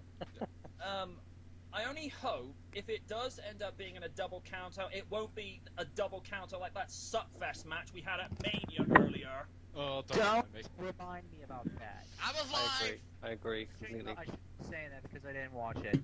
I I didn't was see live. that. I had to watch it. I had no choice. Odie was there. No, seriously, it's like, Mhm. there's a rope around me and torture me. I love torture. You watched TNA, what does that tell you? A random thing in the background, which I will make no comment of that whatsoever. If he's watching, he knows what I mean. Yeah. I mean, it's just like, you know, you're the world's strongest man. Yeah, we get it. It's kind of boring. I like Sheamus, so yeah, Sheamus. All right. Okay. Getting a new hat then. Yeah, let's take a look. Yeah, you compared Sheamus to Sheamus McFly. Damn it. What? All right. Yeah. Oh god damn it. No! All right. Daniel Bryan versus Wade Barrett. This has the potential to be a show stealer. Mulligan, anybody want to take a mulligan? Nope. Reviles used his rider? I thought so. I didn't have one. Oh, that's right. Screw it, since Steve's here, you get a mulligan. Right. You get a mulligan. You get a mulligan. Want to use your mulligan? It's a new rule we put it. You don't want to use your mulligan. Okay. What is it? What is it? I'm not sure what it is. Mulligan is where you get to use it for only one prediction only each show. We all only get one, and somehow Ryder just got his. Kind of like that, yeah. Yeah, pretty much. Okay, I'm with you. All right. Daniel Bryan versus Barrett. Like I say, this one has the potential to be a show stealer, just like Triple H Undertaker was at Mania. I mean, Daniel Bryan is on fire at the moment, and he's being given the push that he deservedly needs. But I'm not sure. While Wade Barrett has no fire. No. Or you must smoke. Yeah. I mean, Uh-oh. Bryan saying he'll cash in Money in the Bank at Mania. Why have we got to wait a full year for him to be World Heavyweight Champion again? I don't know. It's No like idea. It's pretty much the Ken Kennedy effect, except Bryan's not injured. That's true. And from what I understand, I mean, if I'm wrong, correct me on this, but I think the other reason that was happened wasn't just because of Kennedy's injury. Apparently, he failed a wellness test at the time. He did. He did. That's true. Yep. That's And a he bitch. was supposed to win. And I He was guess supposed to it's win the world title. for us to see who can actually hang Damn it, with Random. Oh my god, Random. No. Also Orton snitched on him. Bryan impressed me. That makes way too much He got sense. added as a late card member to the Team Raw versus Nexus main event at SummerSlam last year. He Let's is not. proven- I don't want to go It's a back similar to that. mindset when you look about it, when you think of Shawn Michaels' situation in the mid-90s. Not the biggest guy, not the the heaviest guy in the same weight of that as, say, Ryder's favorite wrestler, Big Daddy Cool Diesel, yeah, and guys like Undertaker or Austin. But Michael's proved you can achieve success even if you're a very sort of moderately built guy at 6 foot and 225 pounds, because he went and proved everybody wrong every single time. And I think Daniel Bryan is more than, in that same class, because this is a guy who's under 200 pounds, but his athletic ability and his technicality in the ring, especially with his martial arts skills, I mean, he won me over, particularly when he won the US title and took it off that ass, The Miz. Thank you, God, Brian.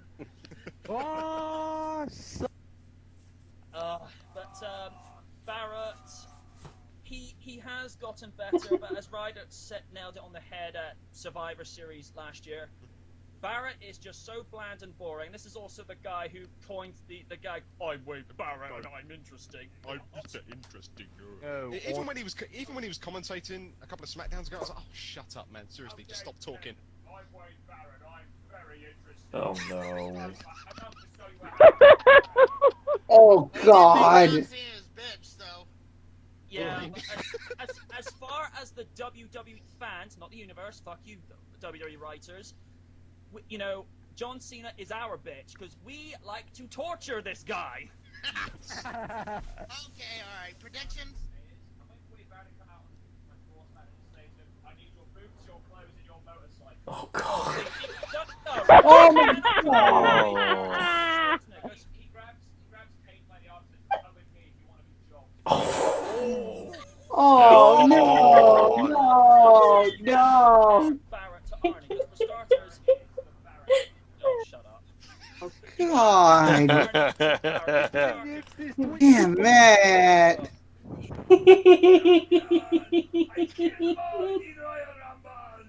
All right. Right. Let's get some predictions. All right. Get predictions, because like I say, Shattuck's only got valuable time this evening. Ryder, Brian Barrett. Brian.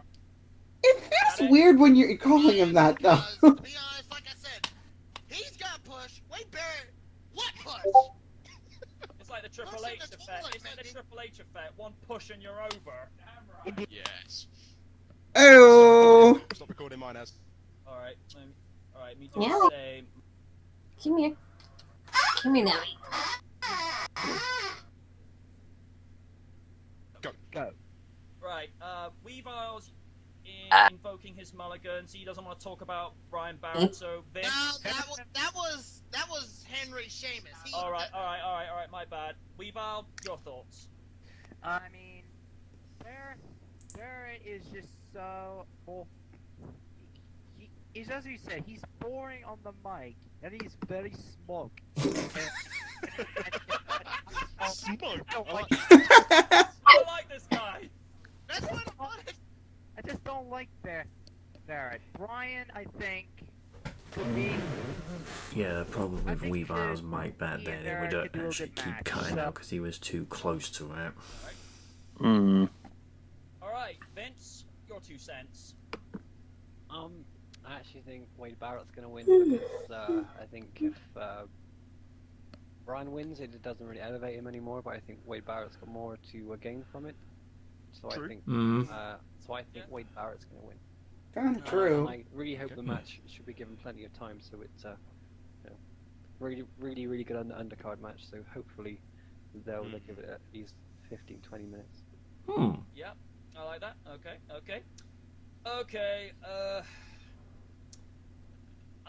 I probably should use my mulligan for this, but I feel as though we need to touch upon it. Come here. Okay. Christian. No, before you do. What? Getting somebody here? No, but I was trying to. Come here. Go on, get your 2 cents in. Wait. I think I find Barrett highly sexy, so I think. What the hell?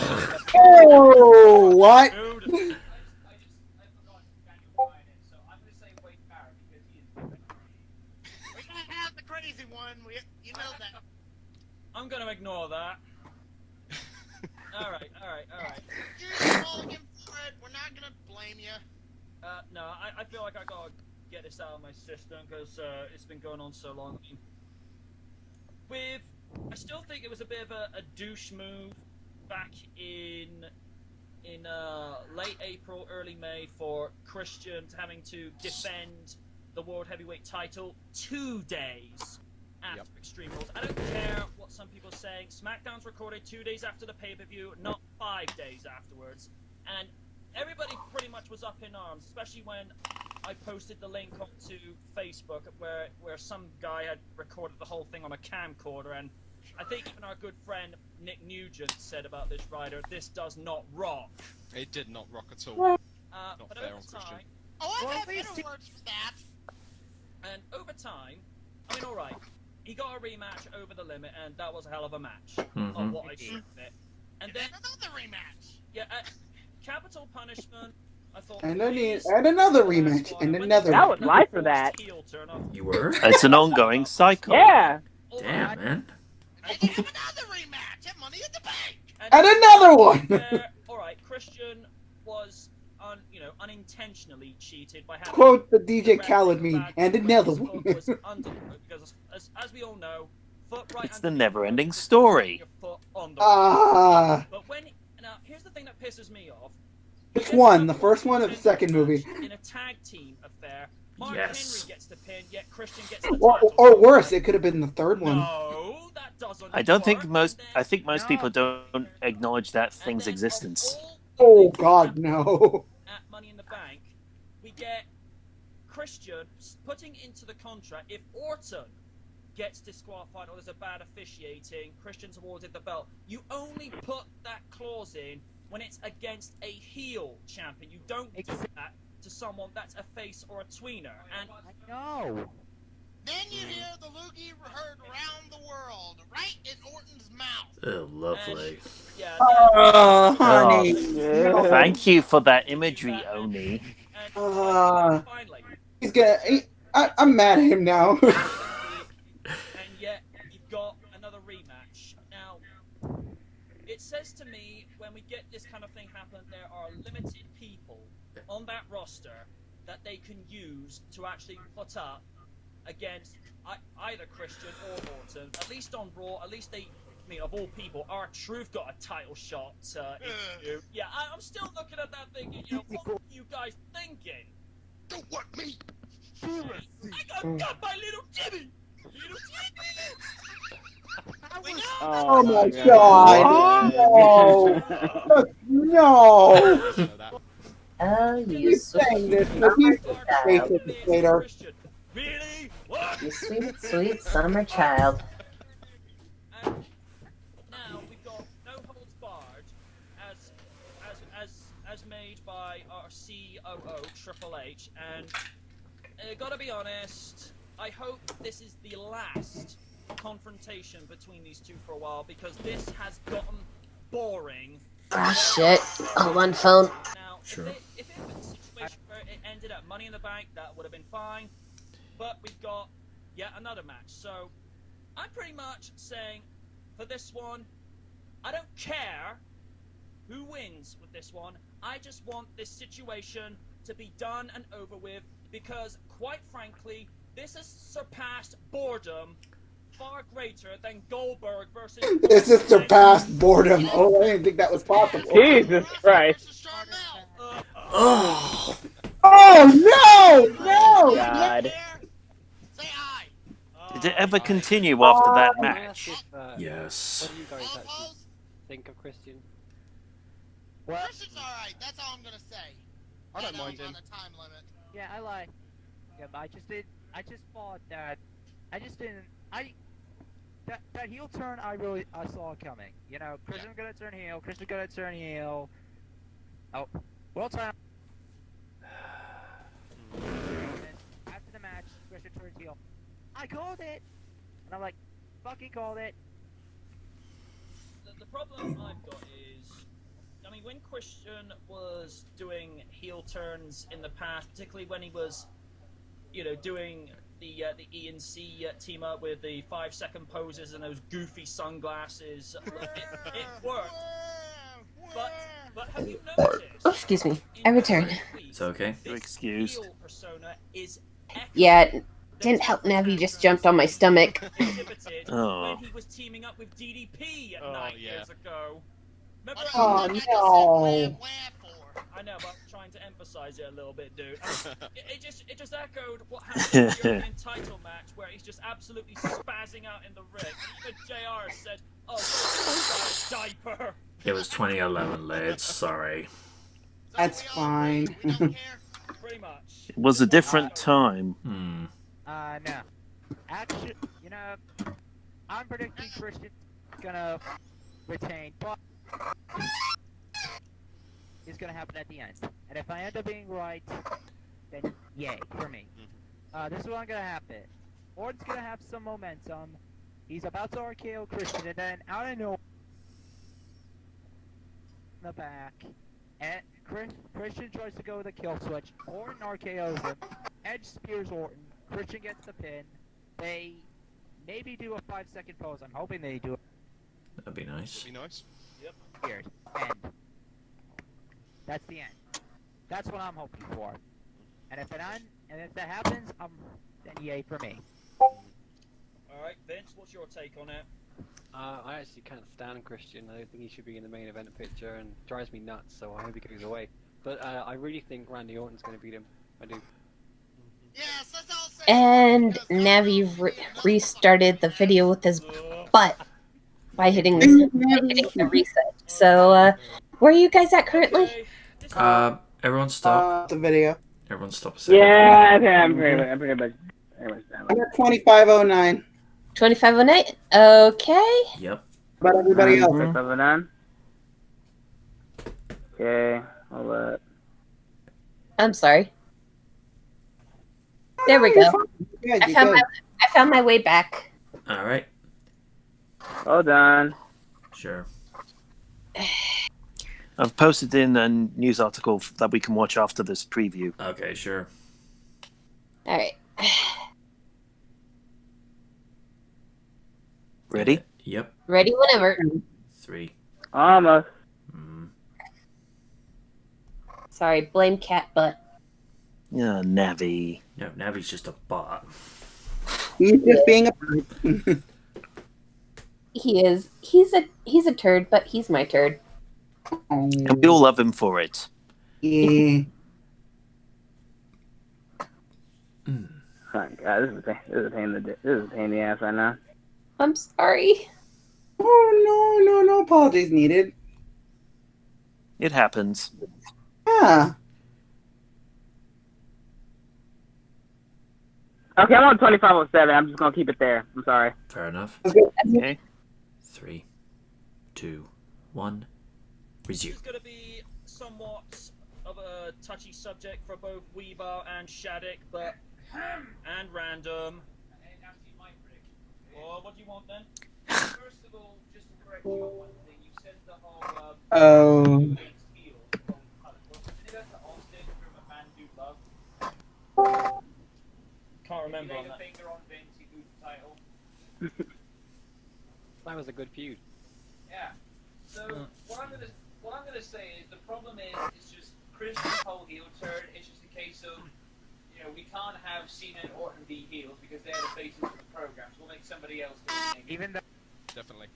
And the problem is, it's just like I don't blame Christian. I'm not really mad at him because it's like I understand they're making you a heel. It's like another champion on the Cena and Orton show. I think not. So at this point, it's like I rather Christian. Makes sense. Hmm. Yeah. He is dropping the truth bombs right there. Mm-hmm. Well, he does that a lot most of the time. Hmm. Alright, Yes. moving on to a subject that's going to be somewhat touchy. Though at for some Weaver points- and Oh. Shattuck. Mental images. The Divas Championship, Beth Phoenix challenging Kelly Kelly. And Mulligan! Oh. No. Fuck Kelly! Fuck her and her hypocritical ass! Oh my. The fans, and boys, whatever. Fuck that 40-year-old living son of a bitch's face. My God. I hope, and I hope somebody has the Oh face god, I to forgot how abrasive the old Owen was. say, realize I know him. Feel better? What the?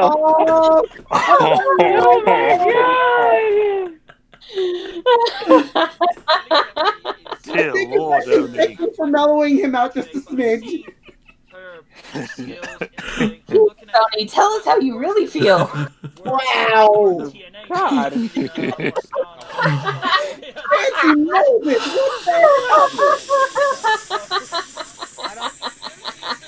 Wrestling in that was when Kong, side slammed her ass into the mat. Speaking of that, I've said this so many times, but I'm going to say it again. If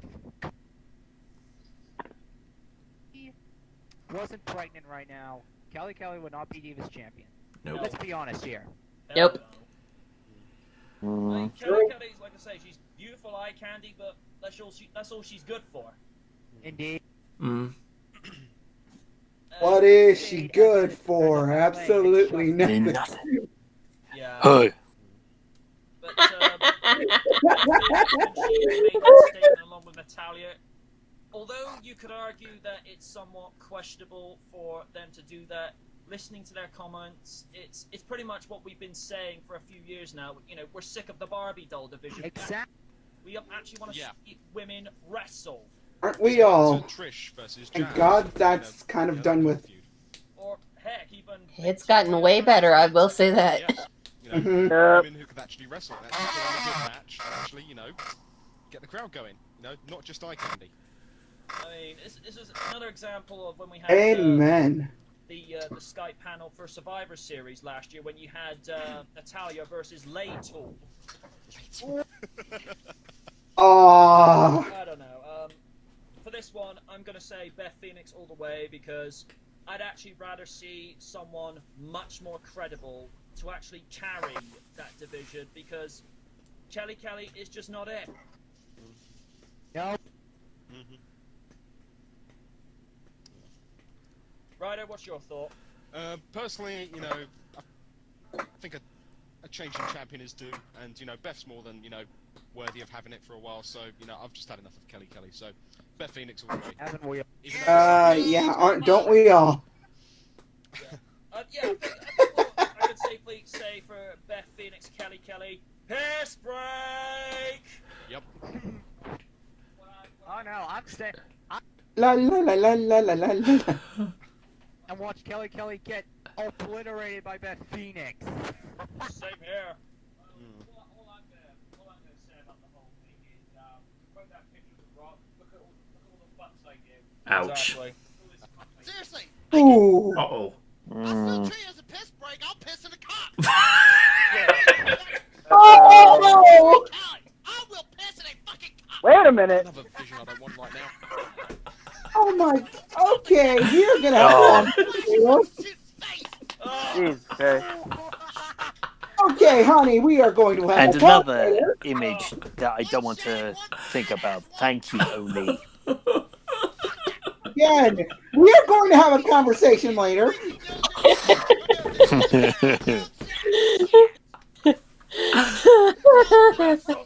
Honey, no. Long conversation, very long.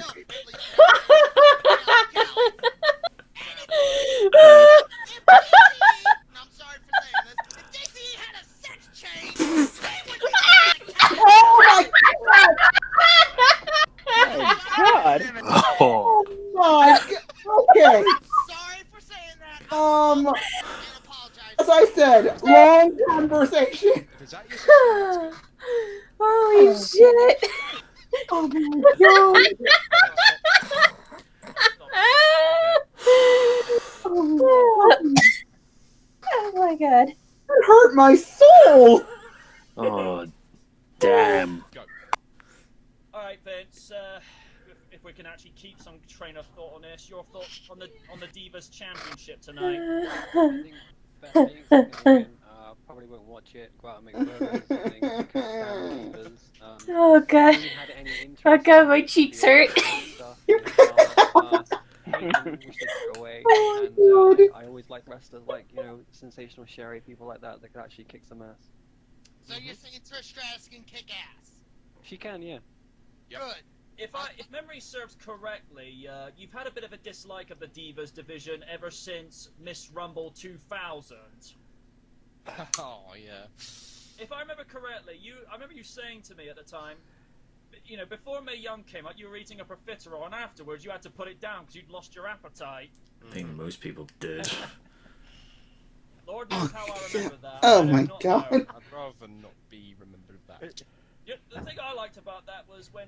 Yeah, we all want to not remember this. That I liked. I'll just go pop them. Uh, Hang on. Say again, Shattuck. Well, let's see. What do I do with Kitty's little bikini? Do I pop it or what? Something else, if you know what I mean. Oh! oh! Right. Oh my God! All What is right. wrong with All right.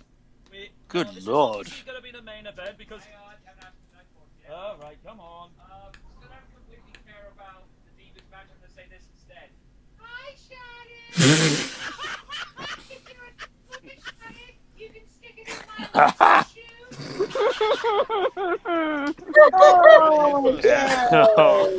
All right. Oh my God. Wait. Before we do it, actually. Holy crap, I don't no, never mind, it's gone. Okay. Okay. I'm going to edit that out. Right. And you never do. Okay, this is obviously going to be the main event for this evening because we all know how John Cena, or as you'll see later on episode 8 of the Couch Vlogs, John Boy is Mackie's personal favourite puppet that we couldn't give two shits about. Tonight, for the very first time since SummerSlam 2002, we will have an undisputed WWE champion, the very first one since the next big thing, who is in UFC at the moment, if I'm not mistaken, Brock Lesnar. So, I mean, Wasn't- I think we can all Wasn't Hulk agree. the last undisputed champion? No, because if you remember, it was Lesnar did get announced as the new undisputed champion before Steph bribed Lesnar to go all the way to SmackDown. But then in turn, we got the World Heavyweight title on Raw, which on September 2nd, Oh no, next the month, reign will of be that terror. title's 9th anniversary. Ah, you're right. Yeah, it was. Yeah. Hulk was- I might have side note, I Hulk was might have a the little last time after all. All right. Storm's moving like north. Is it southeast or northeast? I can't remember. Anyway, it's moving down and Alright. right. Putting boy Mark Henry around. God. Storm needs to go to LA then. Why does no one love Mark Henry? Because you wouldn't look at me. Oh! Damn it. Right. What have I done? I don't. Right. Okay. Funny, the main Oh event my at Money in the God. Bank was, that had to be one of the best WWE title matches that happened to involve John Cena. Long conversation. Because that match could have gone either way. I was impressed. That was awesome. Yeah. I'm gonna say this. There's a word beyond epic. And me and a friend of mine, during our commentaries, invented it. We said epoch. Epoch win. And I mean, for a while, I'd be Fatality. You know, are they going to actually let CM Punk walk out of the company with the very title? Because I think there was a similar kind of fear of what could have happened at the '97 Survivor Series, with Brett possibly taking the WWF title to Nitro, which never happened because he said. Are you being serious, man? This whole thing was worked from the beginning. Johnny Ace runs to the timekeeper's loose. John Cena catches the boom. Punch in the face! Punch in the face! Punch in the face! Fuck you, Johnny Ace! I mean, it showed actually makes sense that would be like a worked shoot. Yeah. Because it did get people questioning what was going on. And you know, you might question some of the things that CM Punk did during his rant, but a lot of the stuff he was saying actually made a lot of sense, and you thought, you know what, I actually have to agree with what he said. Damn. I know. I was waiting for somebody to actually come out and say all of that stuff. I mean, people have been describing as Punk's rant as his 316 moment. Yeah. Of course. I mean, everybody has to have either a Hogan moment or a 316 moment. Yeah. Punk had his 316 moment. Definitely. He extended that moment week in, week out, especially what happened. 316? Yes. Yeah. Austin 316, I just kicked your ass. Like that, dude. Oh. That was the piece de resistance right there. Yes. I was like, bow down to the almighty Punk! It was funny. That had an anniversary 9 years ago. Mm-hmm. Hmm. We could call CM Punk many names. CM Jesus, ZM Zod. Oh, hell. CM Jesus? What? Oh, Oh, he feels differently now. It was 2011, Lids. I'm aware. When he showed up on Raw moments after Cena had become champion. Paper champion. Again. Paper champion. Yeah, and I heard this music going off. I thought, well, who's this? And I see Punk come out in his new shirt with that new music, Cult of Personality, and I thought, it's Yes. perfect. Yep. It just How to fit speak Australian. everything. No. This would be perfect for this. How to speak Australian. Cena holds up the title. Punk holds up the title. Cena holds his head down in shame. Owning. Beer. Okay, that was funny. That was funny. Punk good! Bad Cena. Bad Cena. Oh. Oh my god. He's the wheelie of WWE. Oh! It's perfect. I got nothing. Me Grimlock no like you.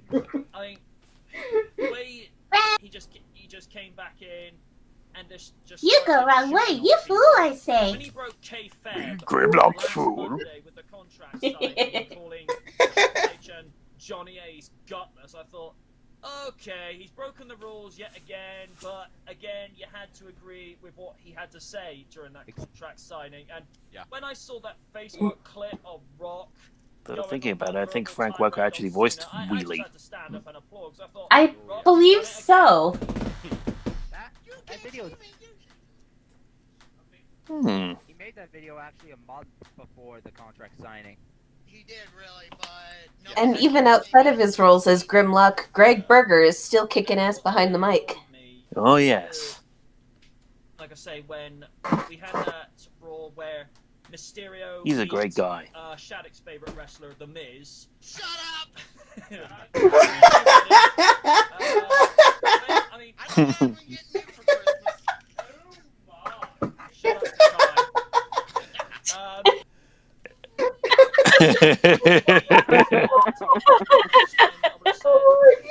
Oh fair enough, but the mere fact that Mysterio only had that Now I remember why I wanted you cup guys. of coffee, No. and Cena became Yep. an 11-time champion by the end I of watched that. consistently. I just didn't have a YouTube account when this one was made because I was too much of a chicken to make one. It was like, Oh my god.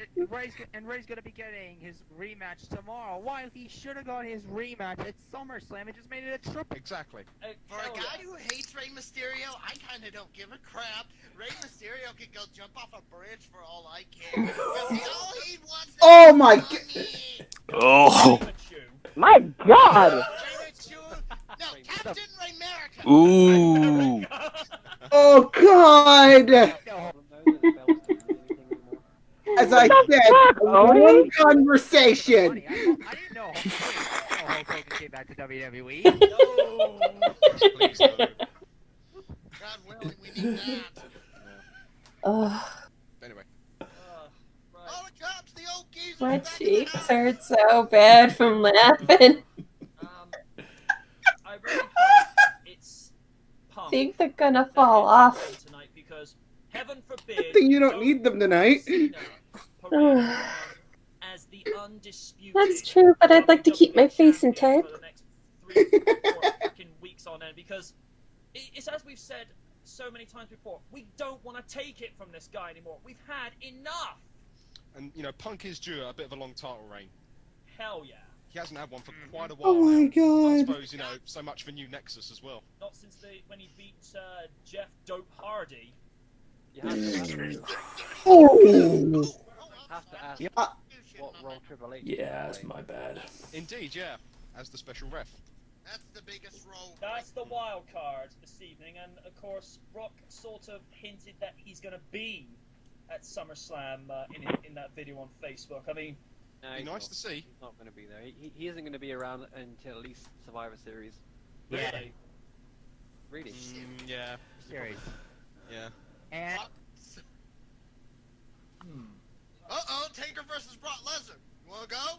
Wanna do it? Please no. Anybody remember that? Jeez, how about no? That was awesome. I love that clip. I tell you this much, I have been hearing some words on the wire that Taker might show up this evening, but I'm not so sure he will. There's room for a shock too. He's shaved his hair off. I have heard that. Really? Yeah, bald. I've been wait, what? Taker's bold, apparently. Oh my god. Oh yeah. Thing is, I've been hearing it was Photoshop. Hmm. Yeah. Well, I'll believe it when I see it. Same here. Same here. It's a bit like that bullshit rumor that someone told me that Taker's, WrestleMania streak is in writing. I mean, what the hell? That's BS and you know it. I know. That's like the same thing when Michelle McCool and Undertaker. Oh wait, that is real. At Ooh. least the bitch is retired. I don't give a fuck. That was a Oh, rumor. I heard. I didn't God. know that for a fact. Wait, what? Trish and Paul Heyman? It was Apparently. a rumor, but it was never true because Trish is Okay. actually married to her high school sweetheart, yoga studio, blah blah blah. Show it! Show us your tits! She had stated a few times that Playboy had approached her quite. As I said, long I conversation. want to leave my mark in the ring, and I thought, no, you carry on. Fair play to you. Of course. I mean, And I've already seen nip slips, so yeah, whatever.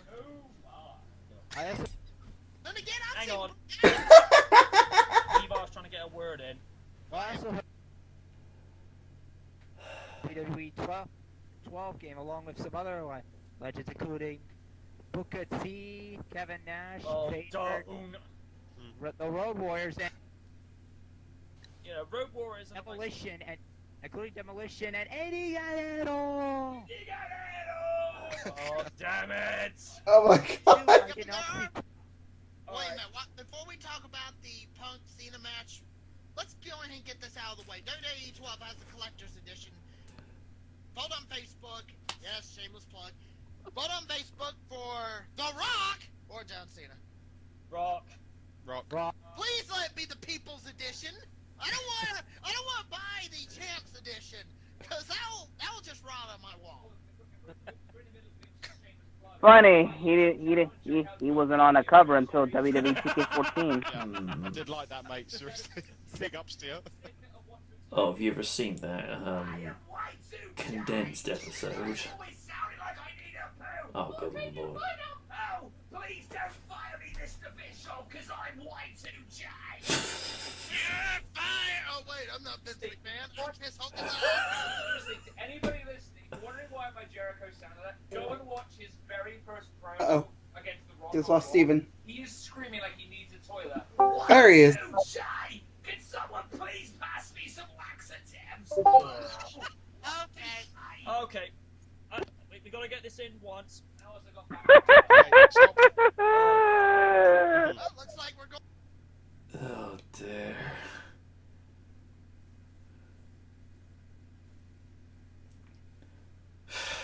Oni, what the hell?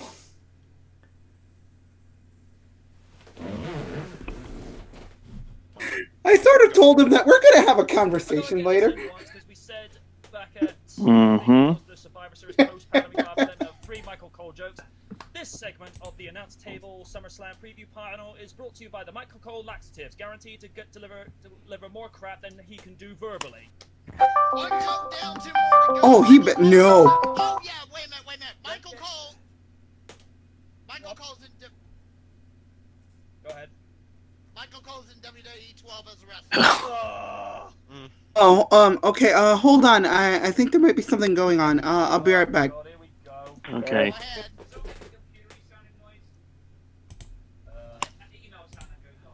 Do we pause it? Might be an idea. Can I have your attention, please? Pause. Yeah, because I did notice that the lids seemed to be sort of phasing in and out. Hmm. Alright.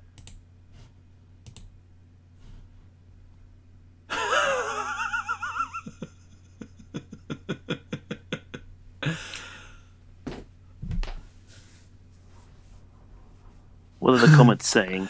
Oh, good lord. Co92, well, here's good oldie, and he still does this to this day. Barrett's actually a pretty good commentator for NW. Oh, didn't know that. And when he goes, oh, lovely. If you remind of my old stuff, that I might have regret a bit in terms of words. Oh, dear.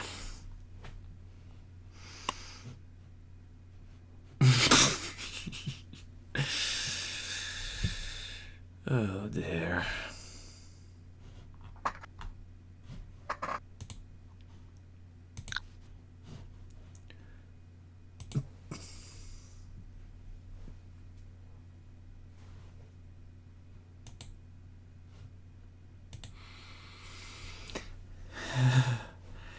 To be fair, dude, I'm only doing it this once and then no more after that.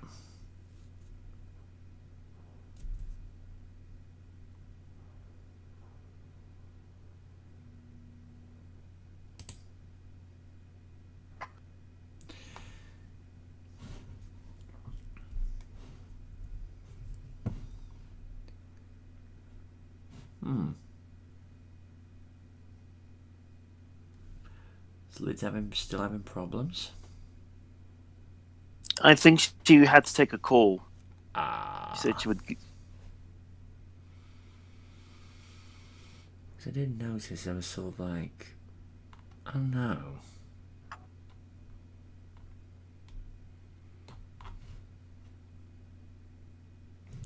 Yeah, she just might be. Hang on.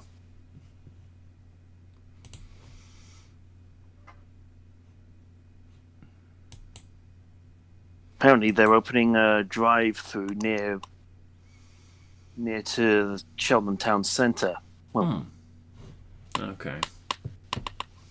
Never knew they had drive-in theatres in the UK. News to me.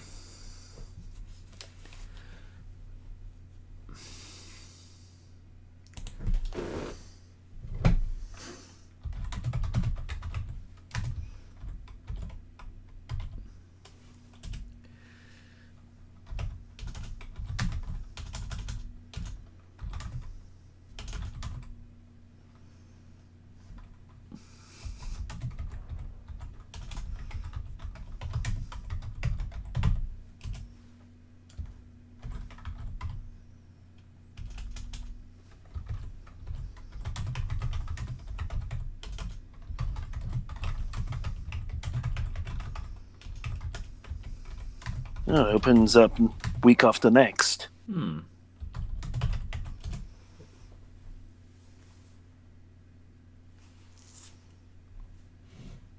right, I return. Welcome back. And no, don't worry, Oni's not in trouble. Everything okay? Yeah, he was just worried about something. Don't worry, I'll tell you off air. Ah, understood. Okay, we're at 47:30. 47. Okay. All right, 47:30. Yep. Got it. Scoozy.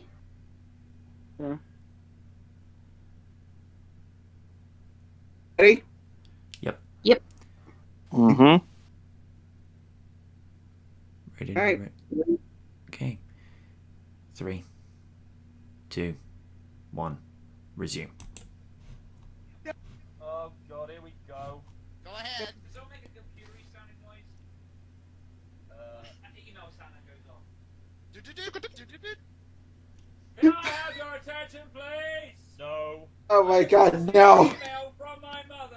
Oh no. No. And I quote, Michael, this is your mother's flush the toilet.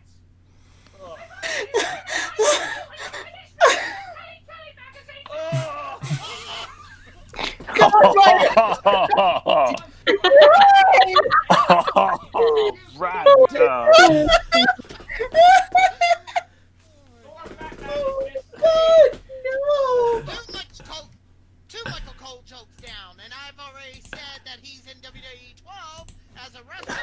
Trish Stratus. Is that a joke or was that serious? No, that was a joke. That was serious. No, he was serious. Yours was a joke. Yours was a joke. Mine was serious. He really I would make a toilet-related pun here, but I don't know. No. Wait, is there a Korean wrestler in that game? Should be. Oh, good. Guess who I'm creating? Oh, Oh no. No, no, no. No, no. right. Let's try and get back on a serious Oh. note. I'm saying Punk all the way. I'm saying Punk. I'm sick of Cena. Everybody knows I'm sick of Cena. I've been sick of Cena since 05. My piss has been sick of Cena.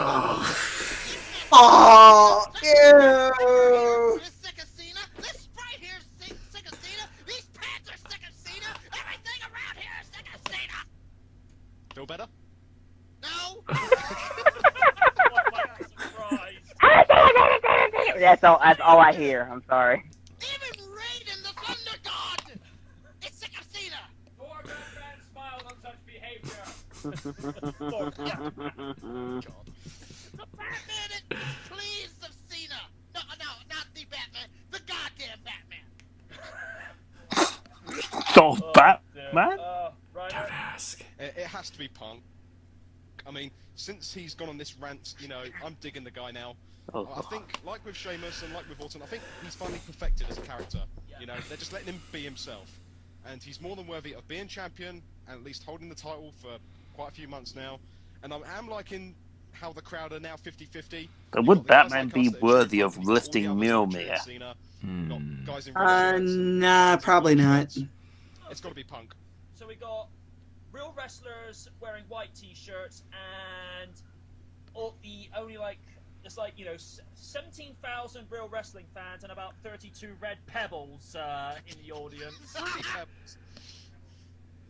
Random, what's your thought? I'm gonna say that Triple H. Why not? Well, he is in charge, so he can change it whenever he wants. It'd be great that, CM Punk's about to win, then Triple H disappears, produces Mjolnir from underneath the ring, he climbs in the ring, he clocks out CM Punk, he pins both of them and just says, "One push! And you're over!" That's what's my prediction. Triple H is going to win with the power of Mjolnir! Weavile.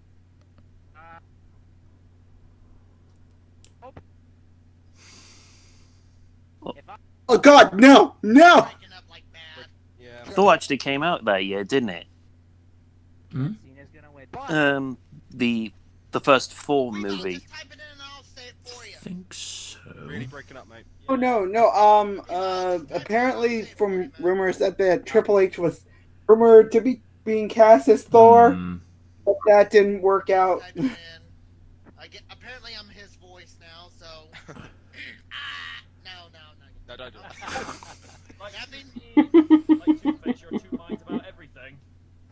What mind? Although, you say that, but now I'm picturing Hulk Hogan as Odin. Dude. Ah, God, no. No.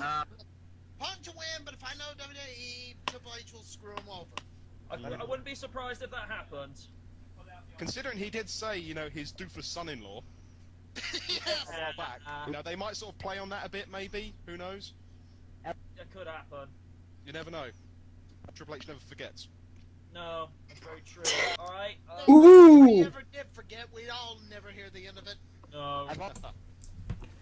Alright, Vince, your thoughts on the main event? Well, as I said, I think it depends what role Triple H plays, but I think I can't see him screwing Punk, because then there would be no point of them getting rid of Vince McMahon on air, because otherwise he just turns to the same character. Yeah. I think Punk's going to win because he's the hottest thing they have right now, and I think it's boring otherwise. And yeah, it all comes down to Triple H, but if he turns into a heel, then I would rather have Vince McMahon. Yeah, I'd have to agree with that in full, because it's as Punk has been saying the last few weeks. You know, when he disappeared for a little while before he got re-signed for script purposes, they reverted back to status quo with Cena. And if you turn the clocks back 5 years ago with Cena, there was a lot more creativity on the microphone and in the ring, and you know, the PG tips, I mean, we've said this so many times before in the past, Ryder. The PG tips era has really hurt people creatively, with Cena being at the very top. Kane as well. Of that casual. I don't know what it is with WWE Creative and Kane. I mean, last summer, they finally had a clue of what to do with him, and then right in December, TLC, they dethrone him.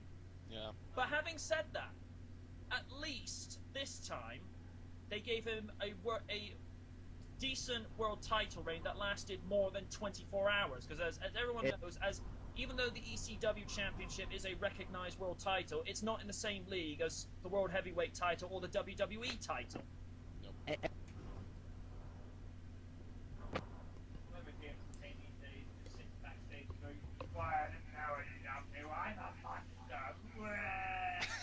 And what My God. And what really annoyed me this time last year was when they pulled the Kane versus Undertaker card again. That really got old. Not great. I mean, how many times have we got to go through this repetitive BS? Yeah, but they could easily do it in TNA, and that's just as bad, if not worse. I'm a monster. Why doesn't WrestleShoot return my call? Lord. Oh, that's an image I didn't need. I'm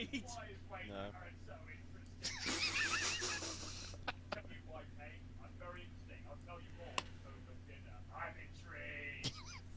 What do you think, Dad? Those two at a dinner table. Oh my God, that's an They had image. a segment on Raw where Kane was actually having dinner with Shane McMahon before Survivor Series 03. Yeah, that was a bit disturbing, to say the least. It's Kane! I know. You gotta think though, man. Kane's getting old now, and like He is getting Oh old a bit. God, I remember that. to elevate talent. Event now, I think. Yeah. Kane was in a suit. It is a shame because when you look at the wasted potential they've had with Kane, and as Random said, Kane my is now God. basically the big red job center. That is all he is. As bad as that is to admit, it's the truth. And Pretty much. Yeah. And the thing that separates Kane from Undertaker, aside from the fact Kane's slightly younger, is, and I think we've said this before, Kane hasn't had very many career-threatening injuries to speak of. Taker, where does the list end? Pretty much just a burnt, scarred version of Oh. like you that one that nobody likes is completely crap. Oh, dear. Better than making fun of me again. At least whenever Kane disappears, he doesn't disappear for long, but Not really. it's no. as we said in the situation with Taker before, his days in the ring are numbered. I mean, even before the match this year at Mania, you know, when you see him more or less hobbling to the ring, it's like, Oh you know, God. dude, I understand you do this for the love of the sport, but where do you Technically, now they are numbered because he is now the mayor of. quality of life? Because best to my I see. knowledge, he has had Yes. 2 hip replacements placements. Okay. So I'm like, I was trying to remember. Which state was it again? Maybe you should get out of the ring. You know, is it worth getting to 20-0? At this point, let's let him do what he wants. But it's as we said in the post panel, after Mania 28, please call it a day. Yeah. Call it a month, call it a week, call it a year. Just call it. Oh, because Lord, no. they haven't got that big legend guy because obviously Hogan, and Flair, and everyone else have left, so they and Bret Hart's just. Well, guess they waited a little long for that, huh? Cole has to fill that role. I mean, she wants to retire. No, seriously, Michelle McCool knew when to retire. Her stupid husband doesn't. You know the reason she did retire is because he didn't want her on the road when he wasn't there. That ain't what I heard. It's mostly because of her ankle or something. Ooh. Right, 4 minutes. Alright, I think we'll call it time there, guys, because... Yeah, I think we'll call it time here as well. We've seen enough. Yeah, I'm kind of running out of steam. Plus, Lids, I think, is doing a supplementary campaign for her Wednesday session tonight since... Oh, I beg your pardon. No, it's fine. It's all good. I just realized it was 5 o'clock. Ah. Mm-hmm. My bad. I didn't realize we were eating into the time like that. That's my bad. No, it's fine. It's fine. It happens. Plus, it's always a fun podcast, so I can't ever really complain. Yeah. And good company to boot. Likewise with you. Right. On that note, from this somewhat haphazard episode of SKL where things happened. Yeah, things happened. Yeah. I have been the Knight, and good night from the Knight. Have a good night. Take care, everyone. See you guys next time, and don't forget to wash your hands. And to my fellow Californians, stop throwing fits and wear a goddamn mask. Amen. Bye, Also, don't get crazy. Don't go too crazy with fireworks. Yeah. Saturday. Oh God. Check out MJ's Teespring page, and don't forget to take a look at Kaiju's book. Buy his comic. Buy it. Buy it.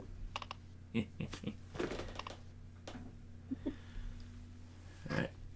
Good night, folks. Night. Take care. See y'all.